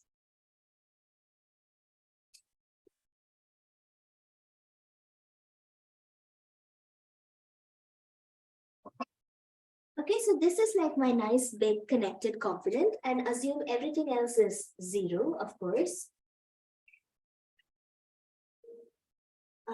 So what I'm going to do, I'm going to use a 3 by 3 square kernel. Okay, so supposing I take this region as my 3 by 3 square kernel is going to operate on this pixel out here. And what erosion does is apply a min filter. So what am I going to replace this value with? 0, because that's the minimum pixel value, right? So it's 0. with a different color so that it stands out. So I'll change this 1 to a 0. Likewise, for this one, is this also going to change? Yep, this is also going to become a 0. And this is going to be a 0 and this, and essentially you can see a whole lot of ones along the boundary are becoming zeros because I'm applying a min filter. And the thickness of this region is about, say 1 or 2. So you're basically going to reduce the size of your connected component by about half the size of your filter. And that's what erosion does. And the converse operation is dilation, where I'm using the same exact kernel, except I'm doing a max filter instead. So what's my dilation going to do? It's actually going to change all of these to ones, So it's going to expand my connected component by about half the size of my kernel footprint. Does that make sense? Great. So the two basic concepts that we have here are erosion and dilation. Now, can any of you think of a drawback with using erosion or dilation? Some of the sharpness, maybe? Yep. Sharpness. I want you to refine on the word sharpness. You lose something for sure. What can you not measure accurately anymore if you've eroded or dilated your mask? Size, exactly. So sharpness of the edges, which translates to size. So you can't get your areas clearly. And that's why we have, so it gets highlighted over here, right? Erosion and dilation may not preserve the areas, nor may it preserve the number of connected components, because it can potentially cut this off from here, or it can potentially join some things that were not meant to be joined. So that's why we use something to compensate that, at least with respect to the area. So disconnecting or connecting components, that is something that you actually want to do here. But you still want to preserve the areas that you started with and measure them accurately, right? So that's why we come up with these two compound operations, opening and closing, which account for keeping the areas same. And the way they work is super simple. For opening, you first erode and then you dilate. So if you can imagine that happening on a mask, when you erode something, you're breaking components apart. So now you've actually made them different. And then you dilate back. So you're still keeping them, different, but then you're sort of like regaining a lot of the area that you lost. And it's not going to be the same. If you're thinking it's going to be an exact inverse, no, it's not. Because let's see, supposing I've eroded these, right? And then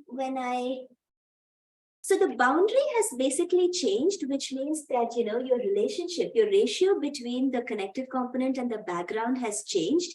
And that's why when you dilate, you're not going to get exactly the same thing back, because in some region where, for example, here, you might have been relying on having a 1 here to produce a 1 back. But if you converted this to a 0, you're not going to get that, okay? So there is going to be subtle differences between the two. It's not an exact inverse operation. But effectively, what opening does is it disconnects connected components while preserving area. And closing is the opposite. Like you merge things together and then you reduce the area a bit. So you're more likely to keep the merger of the connected component while again shaving off areas in other regions. The fact that you connect or disconnect the components actually makes a slight local difference in the neighborhood. And that is what results in whether you reconnect or redisconnect your components or not. So because you change the neighborhood there, you're likely to, retain the change you made in connecting or disconnecting the components and just correct for your areas elsewhere. And that's basically what we did. We closed the mask. So we filled up a lot of holes. And, if things were fragmented, we would have stitched them back together, but without affecting the areas too much. Make sense? So this is still, as you said, it's not perfect. And I didn't give you a fantastic explanation for like why, this preserving of connection or a disconnection doesn't work. And that's why one of the better things that you do in practice is called area opening or area closing. And what area opening or area closing does is it finds connected components and then it finds holes in that and it just removes those holes specifically. So it just connects areas within a connected component.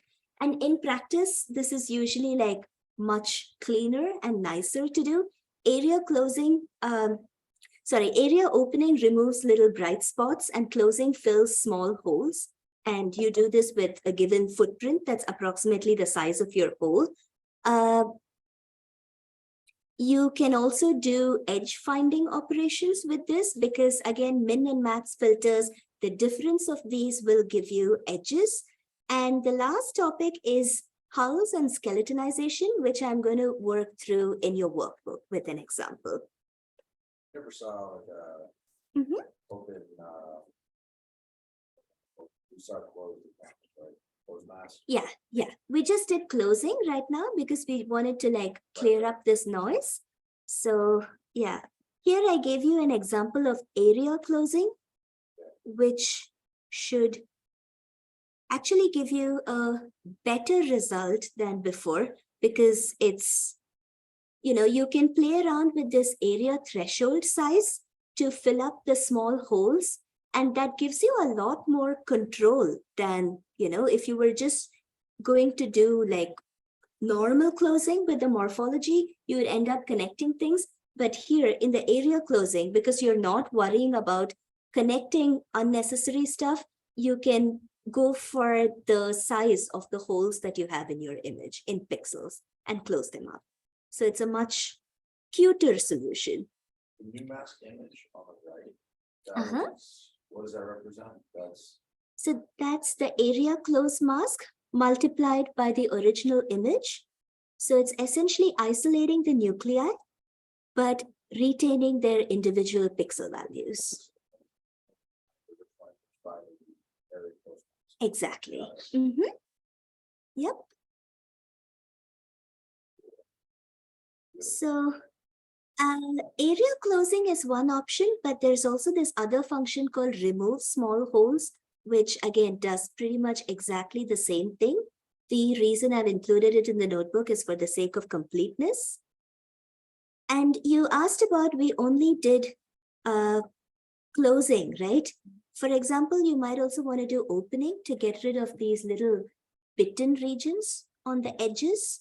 To do that, you again have like a bunch of options. You could use a filter, a median filter actually to get rid of those small holes. That works. So if you apply a median filter, you can actually like, remove a lot of this salt and pepper noise. So that is one option because median filters essentially smooth out a region, right? So if you have a lot of salt and pepper left over in a mask, you can use a median filter to get rid of it. So that way I'm basically trying to stitch together concepts from yesterday and today. The other thing you can do to get rid of these bright spots is also area opening, which is meant to get rid of small bright regions. So there you go. Area opening was able to get rid of those little things on the side. And now we have a nice mask for our nuclei, which is perfect for going and figuring out, what are their intensities, areas, and other properties. The last couple of topics I wanted to quickly touch on, like this is just for information, it's not like, I don't want to get too deep into it, but I wanted to touch on this thing called a convex hull. And this is what a convex hull does.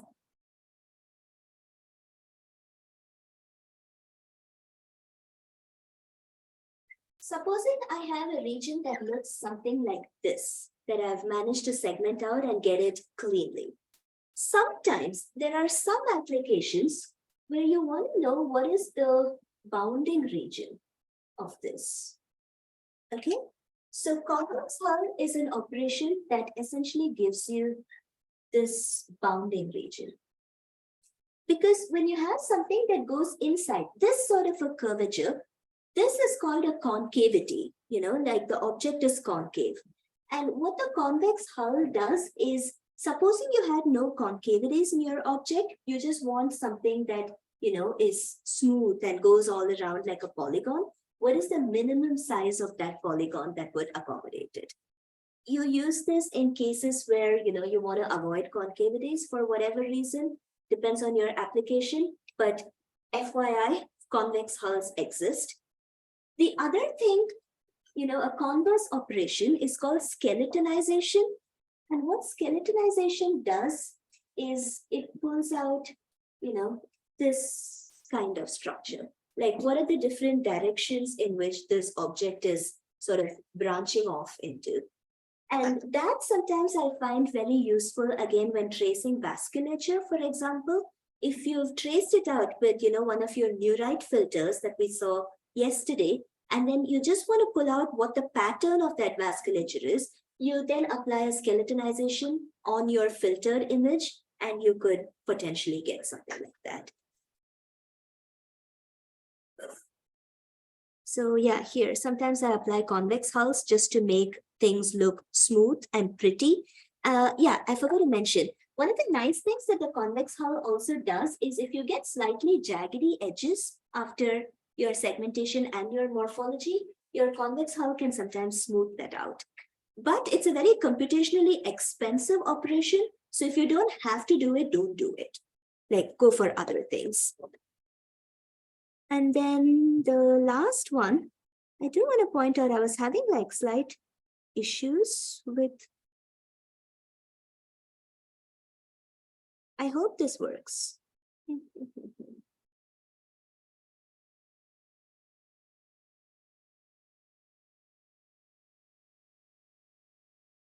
Yep, I've done, unfortunately, something messy over here, which is making this not work. But what I'm going to do instead, while this works, is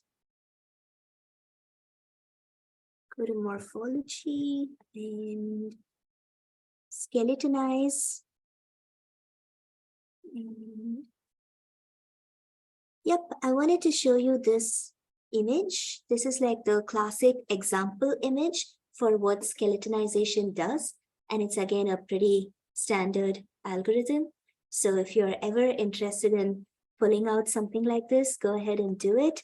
I tried to actually do this for that retina image, but it takes a lot of time to execute. And for some reason, suddenly I discovered yesterday night that this was, giving me a random error that I haven't yet been able to find.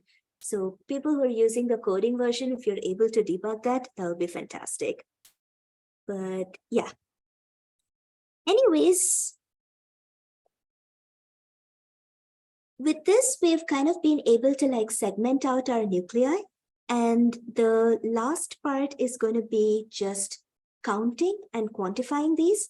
And it's actually a lot simpler than you think. We're probably going to spend like 20 minutes going through it. And is there any other theory that I had wanted to? Cool. So let's take another 10-minute break and come back at 11:10. And at 11:10, we're just going to proceed with the final part, which is just get a count and get the properties out. Get a coffee too long. We have coffee. It's cold brew though. Unfortunately, like I used to pick up the things from Pete's and bring it over, but this time I actually had no idea how many people were going to show up. So I ended up not doing it for this edition, but let's see. No, thank you.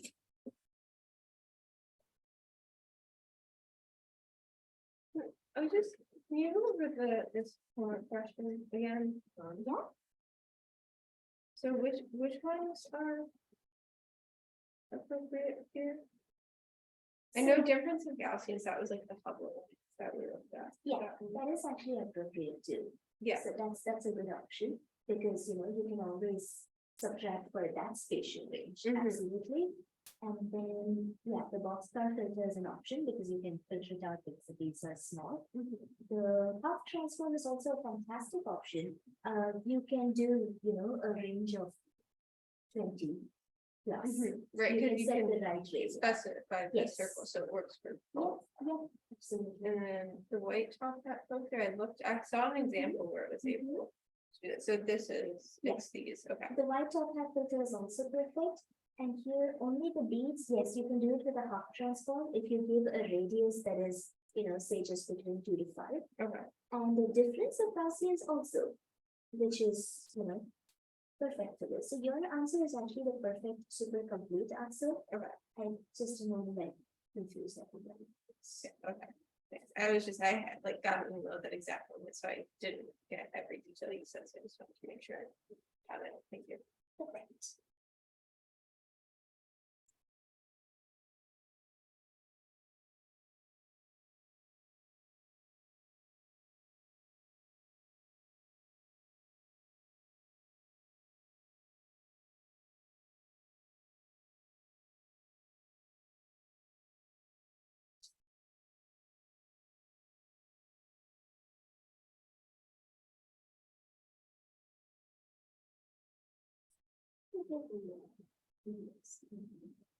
Yes, I saw your email. I just need to get your answer. I'll be putting them up too. Okay, I think email basically does the recordings and there's a folder to which I'll be uploading all the materials. So if you go to the collaborative page for this course, most of it should be up, I think by the end of this week.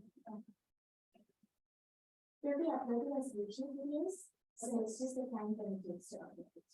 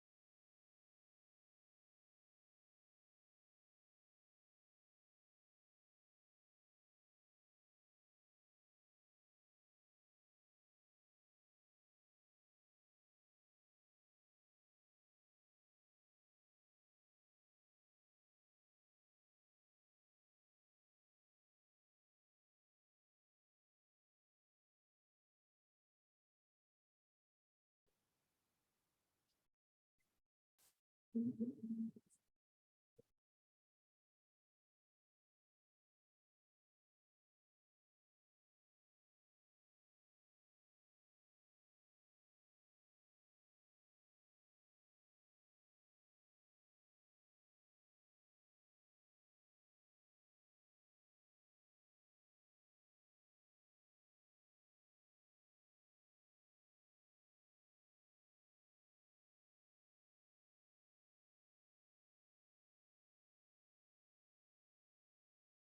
know we're still on break, but I was wondering, Giancarlo, are you online? Yeah, what's Yeah, going on? I was curious to know what you do. Yeah, so as I said, I think initially my background is in optical electrophysiology. I worked in bacterial electrophysiology in grad school. Uh-huh. So I mostly did voltage imaging Okay. in various small cells. Now I've Was moved this on like to patch clamp kind of experiments? sorry? Was this like patch clamp kind of experiments? No, it's all optical. So they're optical voltage indicators. Oh, wow. They're typically rhodopsin based. Uh-huh. Yeah. So you can use changes in fluorescence to measure membrane potential in cells. Uh-huh. So my boss in grad school had helped develop those sensors, and so Okay. I learned how to use them. Cool. And my current work is taking those and expanding them to other model systems. So obviously a lot of people are using them in neurons. I am not interested in that. I've been using them in yeast currently, and I'm trying to find the genetic basis for variation in membrane potential within yeast. That's amazing. I didn't know yeast had membrane potential, let alone variations. Like, what do they, is this just mitochondrial membranes or other things as well? Yeah, no. So mitochondria, of course, are charged. They typically maintain the most negative potential in the cell, but anytime you have a membrane bound compartment, you typically have a membrane potential associated with it. So I almost always study the plasma membrane potential. Okay. Yeah. You're kidding me. I had no idea that plasma membranes were like charged. Because that's just Yeah. not the picture I have in my head, right? Yeah, they all are. All cells are charged. Every cell in your body maintains some charge. Uh-huh. Yeah, so that's what I'm interested in studying. It's not just the brain. Uh-huh. The brain is the most active, but yeah, all cells maintain this charge, and how that impacts other parts of biology is not super well understood. I see. Yep. So what kind of things do the yeast use their charge for? It's a great question. I'm trying to figure that out. I mean, we had a hard time figuring it out in bacteria. I wouldn't say that we even ever landed on a solid answer. We know that it plays a role in antibiotic response Uh-huh. in their respiration capacity as part of the proton motive force. So much like mitochondria, it's important for generating energy in bacteria. But you know what it's doing outside of that, it's probably involved in signaling. It sounds like Here Be Dragons. Yeah, I guess so. Very cool. Thanks for sharing. Yeah, of course. Happy to talk about it anytime. Yep, I'd love to learn more sometime. Maybe if we run into each other at some of these events out here. Yeah. Do you go to the postdoc association things? Oh, no. Actually, I've been meaning to go for a long time, but I've never ended up doing that. I don't know if you come to the events. Oh, yeah. I mean, the virtual is just so convenient. Like it's much easier to work off of our work computers than it is to haul a laptop around and try to work on a single screen. Right. Yep. Yeah. Anyways, shall But we? yeah, thanks for the workshop. It's been fabulous. I Definitely learned things I didn't know. Because it sounds like you have a fair amount of experience already. Actually, sounds like many of you have a fair amount of experience. So I feel like, you know, I'm getting so much from you guys.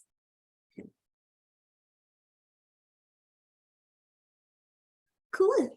Okay, so the last part, the part that you guys have all been waiting for, we did all of this to get to a nice segmented mask of our nuclei. And can we label and measure these? So there's a very, very simple way to do this, which is, it's literally called labeling. And labeling does something very simple, right? Like if you have an image with a lot of different connected components, all it does is it assigns an ID number to each of the connected components in the image.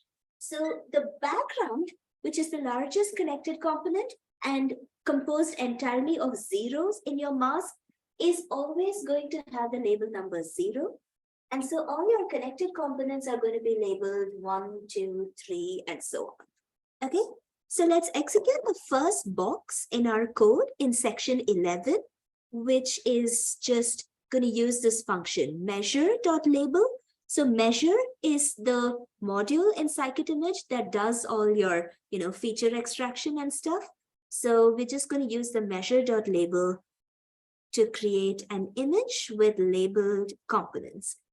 And you can see here, in the image on the left, the original image, I've sort of like just displayed it with the NAPI spectral color map. But here, what we're coloring is intensity of the pixels. And that's why for each cell, you're going to see, you know, the color varying according to brightness.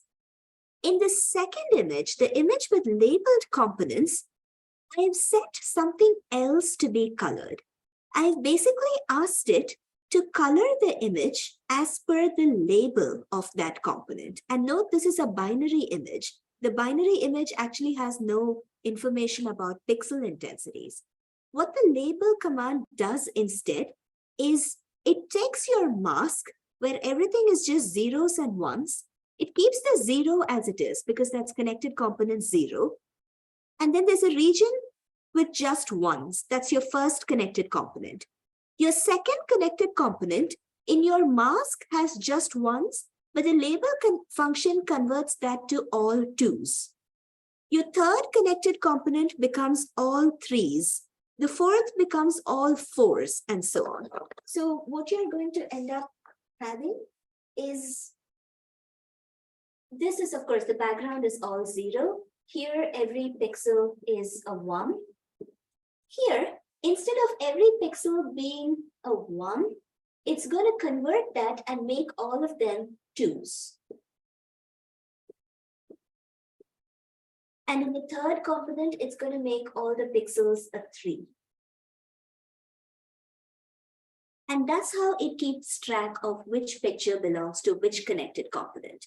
So when I've displayed over here, I've just said, you know, display all the collected components and color them from 0 to the maximum number of components.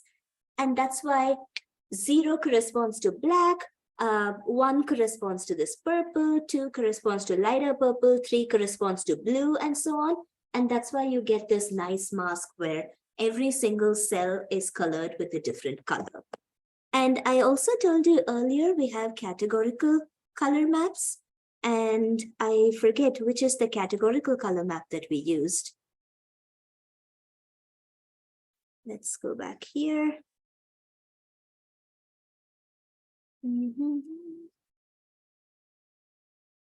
We went to accent. So I'm going to go back here and say display this in accent. And there you go. It actually starts displaying every cell with a different color such that adjacent cells are not the same. So if you have an image where you want to just display, you know, different objects in different unrelated colors, here is where your categorical or qualitative color maps come in handy. Yeah, and for all that being said, I still like my NAPI spectral, so I'm going to go back to that. And what you can also do, since every set of pixels in a connected component has the same number, you can now start isolating individual nuclei from this. So if I want to isolate the first nucleus, I just pull out all the pixels in my labeled image that have the value 1. And likewise, if I want to isolate my 14th image, I just pull out all the pixels in my labeled image that have the value 14. So let's go ahead and execute that. And so yeah, the first one I've executed to pull out everything with the label 0. The second one pulls out everything with the label 1. And the third pulls out the 14th nucleus. Pretty simple, huh? So Jason, the only thing that you missed is that we use a function called label. And label takes your masks, assigns a number to each connected component. And instead of having all ones, it just converts them to all 2s, all 3s, all 4s, and so on. And the background is always 0. So with this, you can now isolate the nth nucleus or the nth object in your image. Pretty simple, huh? Yeah. So this is it, right? Yep. How do you give me any function? So when you say 3D, do you mean stacks? Or do you mean?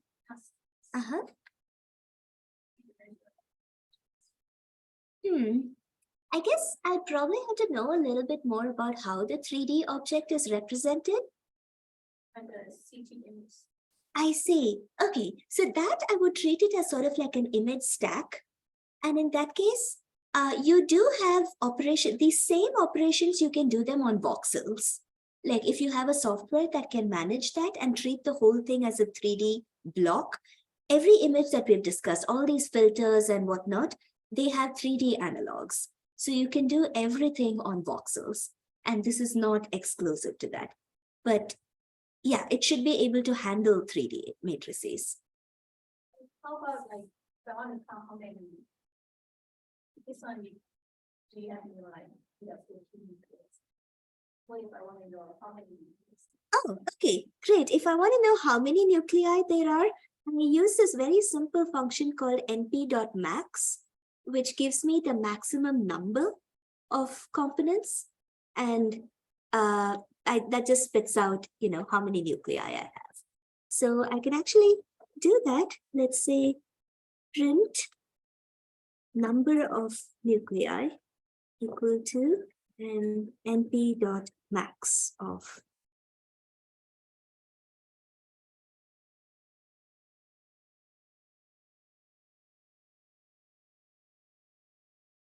There. So it tells me I have 19 nuclei in all. And let's count and see 1, 2, 3, 4, 5, 6, 7, 8, 9, 10, 11, 12, 13, 14, 16, 17, 18, 19. Yep, that works.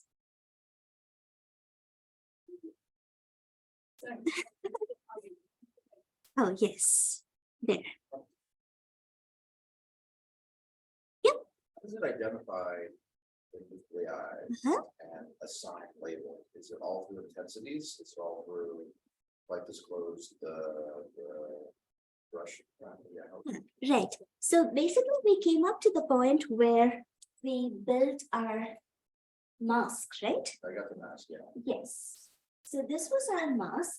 Yep. And then we had these regions of ones over here. Especially after the morphology. Yes, after the morphology, you got these connected components, right? So what the label function does, it can recognize connected components. And so it just goes through each connected component one by one. And in here, all the pixels are 1. This is a second connected component. So it just flips all the pixel values to 2 and 3 and so on. So it just steps through each connected component one by one. Which function is that? Measure.label.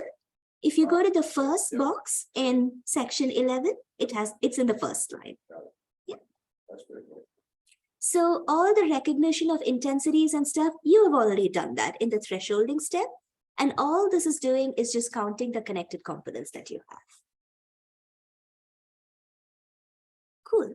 So I'm quickly going to go over the slides a little bit. You guys don't have to necessarily flip through, but yeah, I guess these are kind of the properties that you can measure. You can measure area, the centroid coordinates, the eccentricity, which is how circular or elliptical the object is, the maximum of the intensity. You can also get minimum and mean intensities. You can get the perimeter of the object. And solidity is basically like how filled in the object is. If you have a lot of holes in the object, then you don't have a lot of solidity. I mean, of course, this is provided you didn't actually fill in all the holes when you made your mask, but you can see there's like a whole ton of properties. And the way you get those properties out, it's not like you measure them one by one. You call this command called region props, which in one sweep, it computes all the properties for all the objects in your image. Okay, so this is like your magic command. Anything that you do, any interface, whether it's MATLAB, Python, whatever, just label your connected components and run region props, and you already have all the properties. So I've given you a little example to pull out what kind of properties region props computes, and we're going to do this for the 5th nucleus, okay? So I'm going to display an image of the 5th nucleus. It's this guy. And look at all the properties that it calculated. It calculated the area. It calculated the bounding box, which is the smallest rectangle that it can draw, which contains that nucleus. It calculated the area of that bounding box, the coordinates of the centroids, the convex area, which is the area of the convex hull that encloses this nucleus.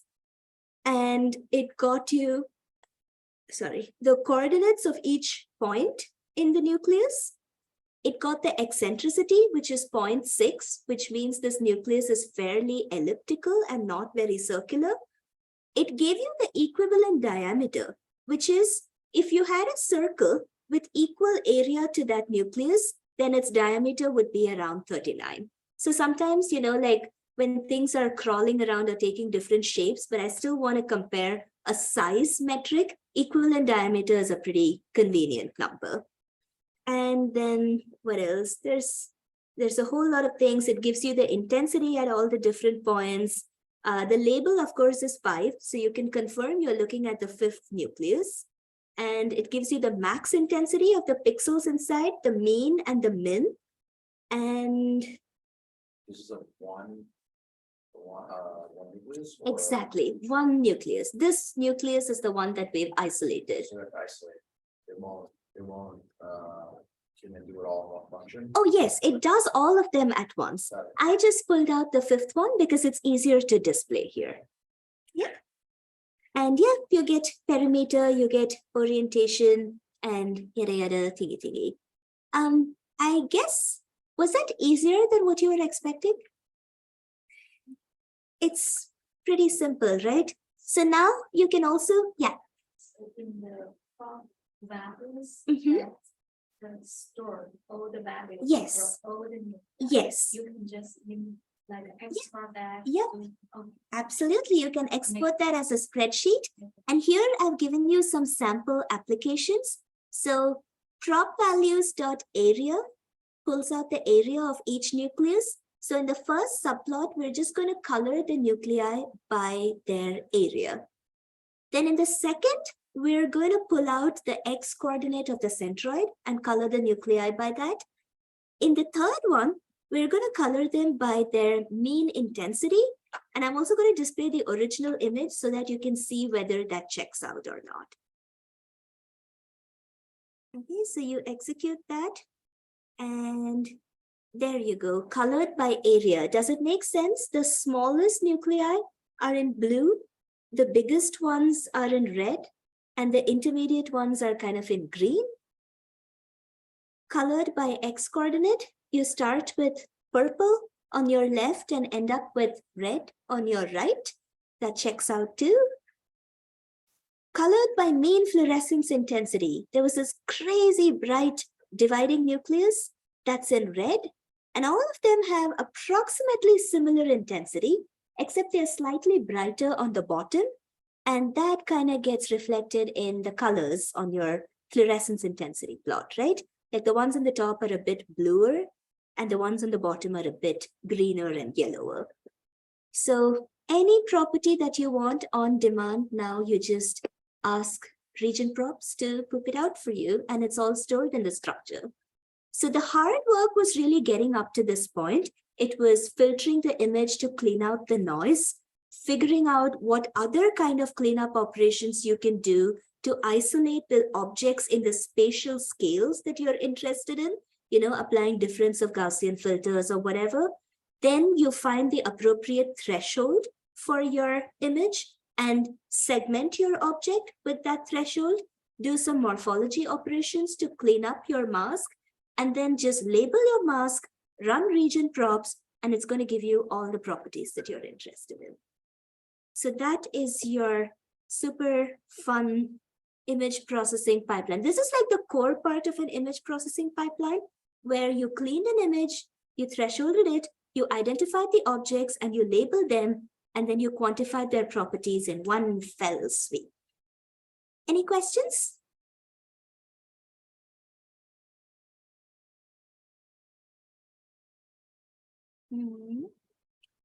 Yep, and that's almost it.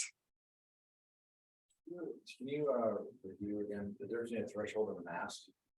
Yes, sure, I can do that. Let me wipe this out.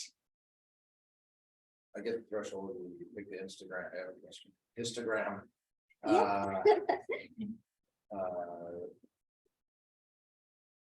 Absolutely right. You're perfectly right. So let's say this is your histogram. Yeah. The threshold is this value. So this is on the x-axis, and this is the intensity values. Yep. The threshold is that intensity value at which you decide to separate background and foreground. Foreground is your signal, right? And so when you do the thresholding, what you get out is a mask where all of this is converted. Pixels which have these values are all set to 0. Pixels which have these values are all set to 1. And therefore you end up with these bright regions in a dark background, because these are all zeros and these are all ones, and this is your mask. You've already floated.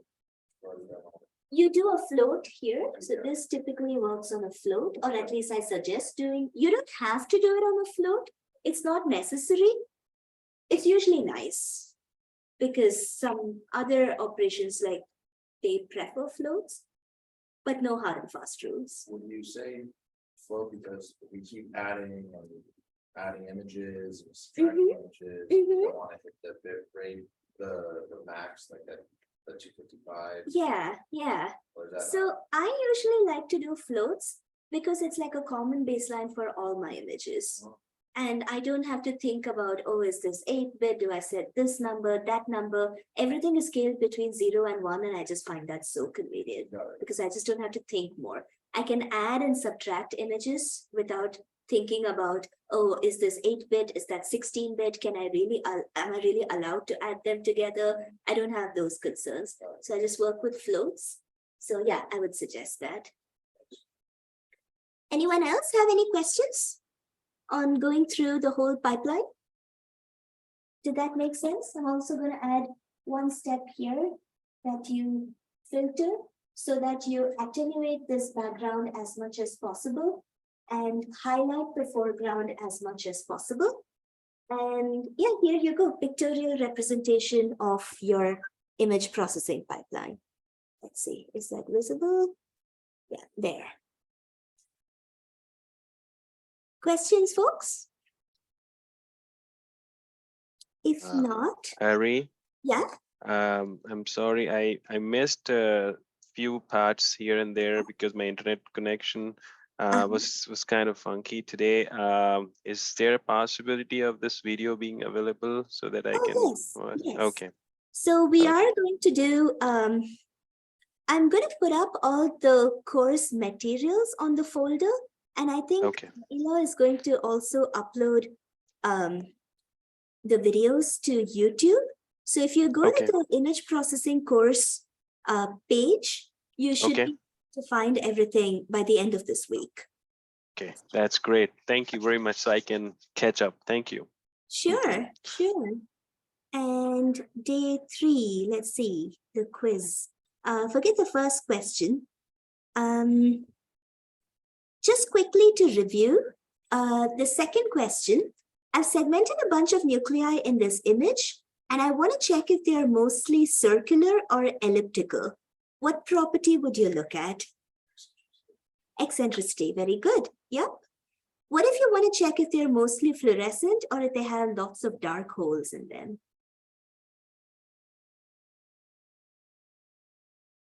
I give you a clue, it starts with S. That was one of the last properties I talked about on the slide.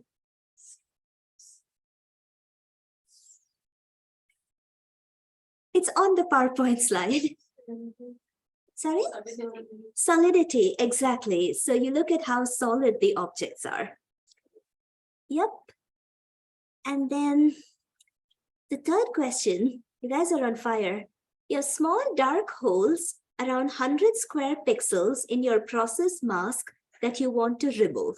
Which of these operations can you not use to do it? Oh, the answer to 2A, Jasmine, that was eccentricity. You use eccentricity to see whether something is a circle or an ellipse. If the eccentricity is 0 or close to it, like up to 0.2, then it's a circle. And if the eccentricity is closer to 1, like say between 0.5 and 1, then you say that it's much more elliptical. Did that answer your question? Yes, thank you. Great, awesome. And yeah, so question 3. What operation among these 4 can you not use to remove small holes?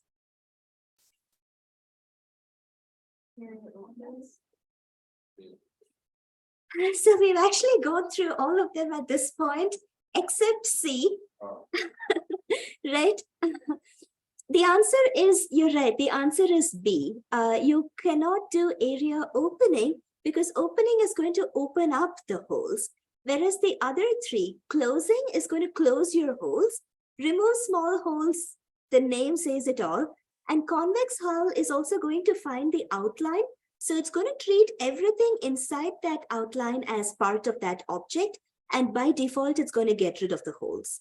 The thing is, these are different methods to do exactly the same thing, but they have their advantages and disadvantages. Remove small holes is usually my favorite, but it can take a little bit more time computationally.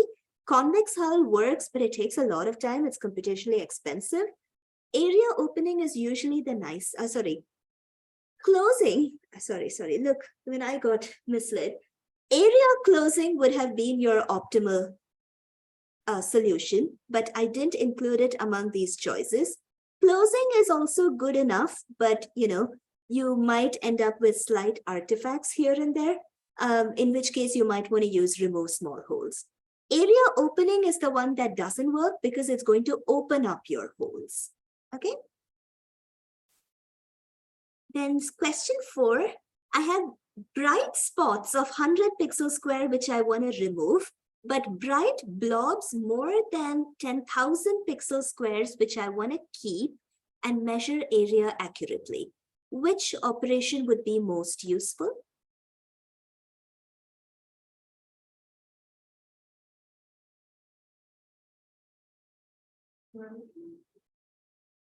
Erosion works. Yep, absolutely. Erosion certainly works. But erosion is also going to mess up the area of my bright blobs a bit. So can I do slightly better than that?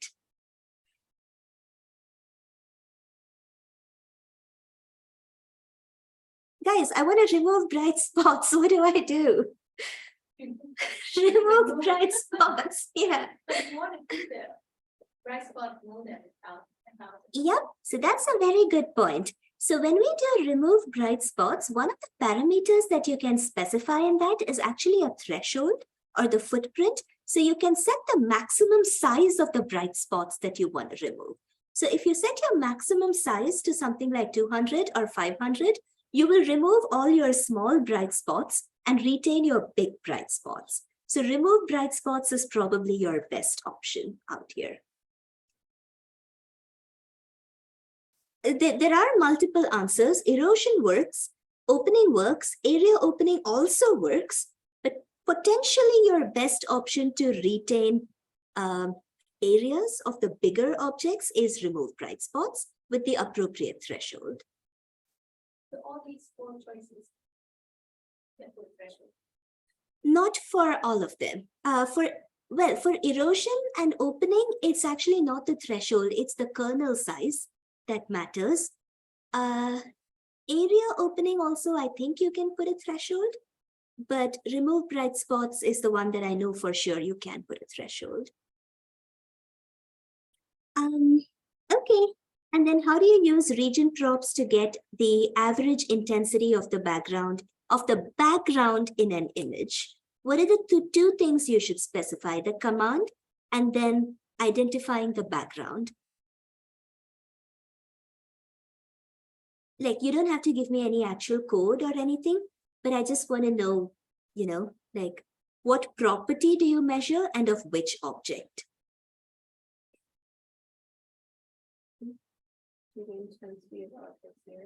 Yep, absolutely. So Noel got the right answer. You measure the mean intensity of object 0, which is the background, and just feed that into your, you know, your region props has already computed that. So you essentially just calculate, you know, props of 0, mean intensity, and that's going to give you the value.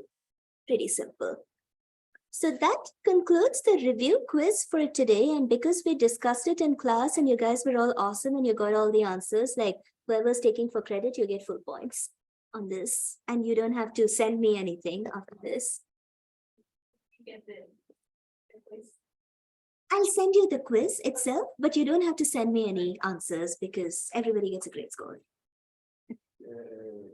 Yep. Cool. So that's it, guys. I'm not going to go into tracking, but I just have like something simple there that you could probably look at if you wanted. I don't think we have the time for it. Object tracking. Across a video, like how do you get the same object across frames? Anyway, I'm just going to hide that. So if you guys have any more questions, we can go over that for 5 minutes. Otherwise, we'll head over to course feedback and wrap up. Yeah, the last PowerPoint slides. For which one? Last PowerPoint. Oh, this one?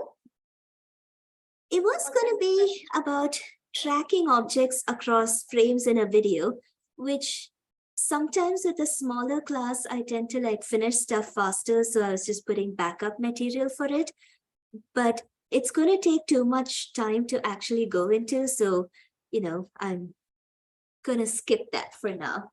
If any of you are interested, just email me and we can chat about it at some point.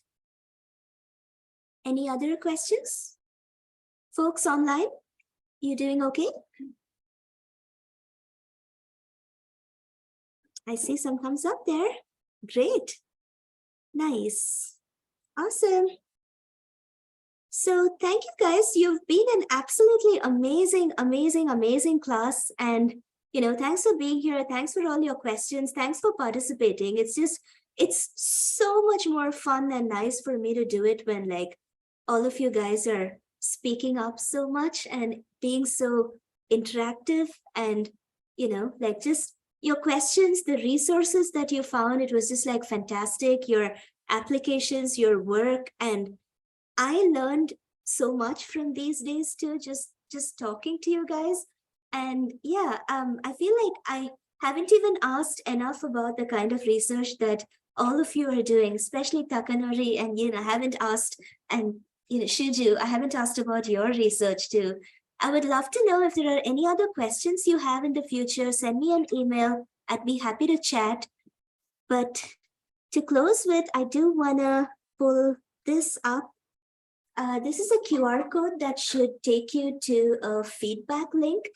And I'm hoping in the last 15 minutes of this class, if you guys can fill in the feedback form, that would be very amazing.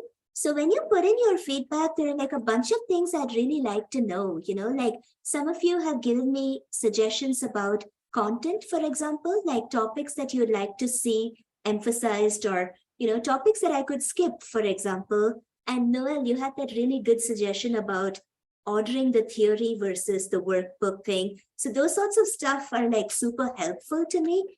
And anything that you can tell me where I can make the course better for next term, I would love to know.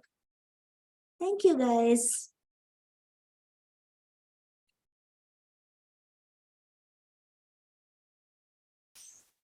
So please do try to submit your feedback in these 15 minutes by 12 p.m. so that I can collate everything today after the class and just wrap up everything required for the class. And for everyone who's taking the course for grades, you can send me all your stuff, all your makeup stuff or whatever, if you have any, by around 2 today, and I only have yours. So unless you want to send me something for yesterday's thing. Okay. But yours looks good. Okay. It was just a couple of So yeah, and I'll probably send you your corrected things with the score by this afternoon.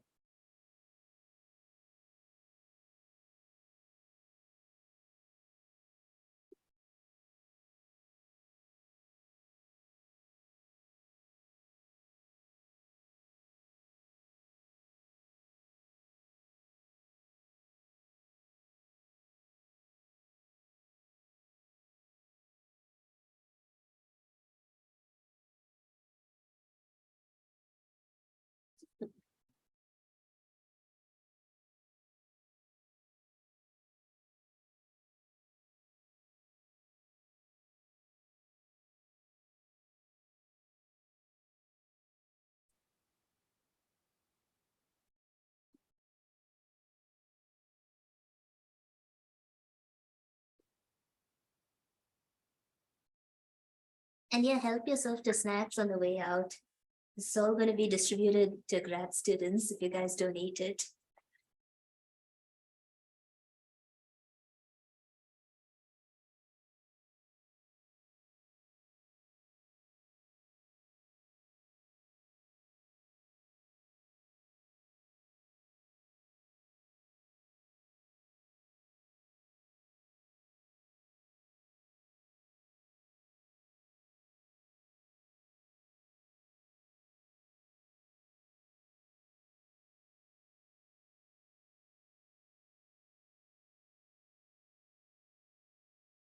Hey, Eloy.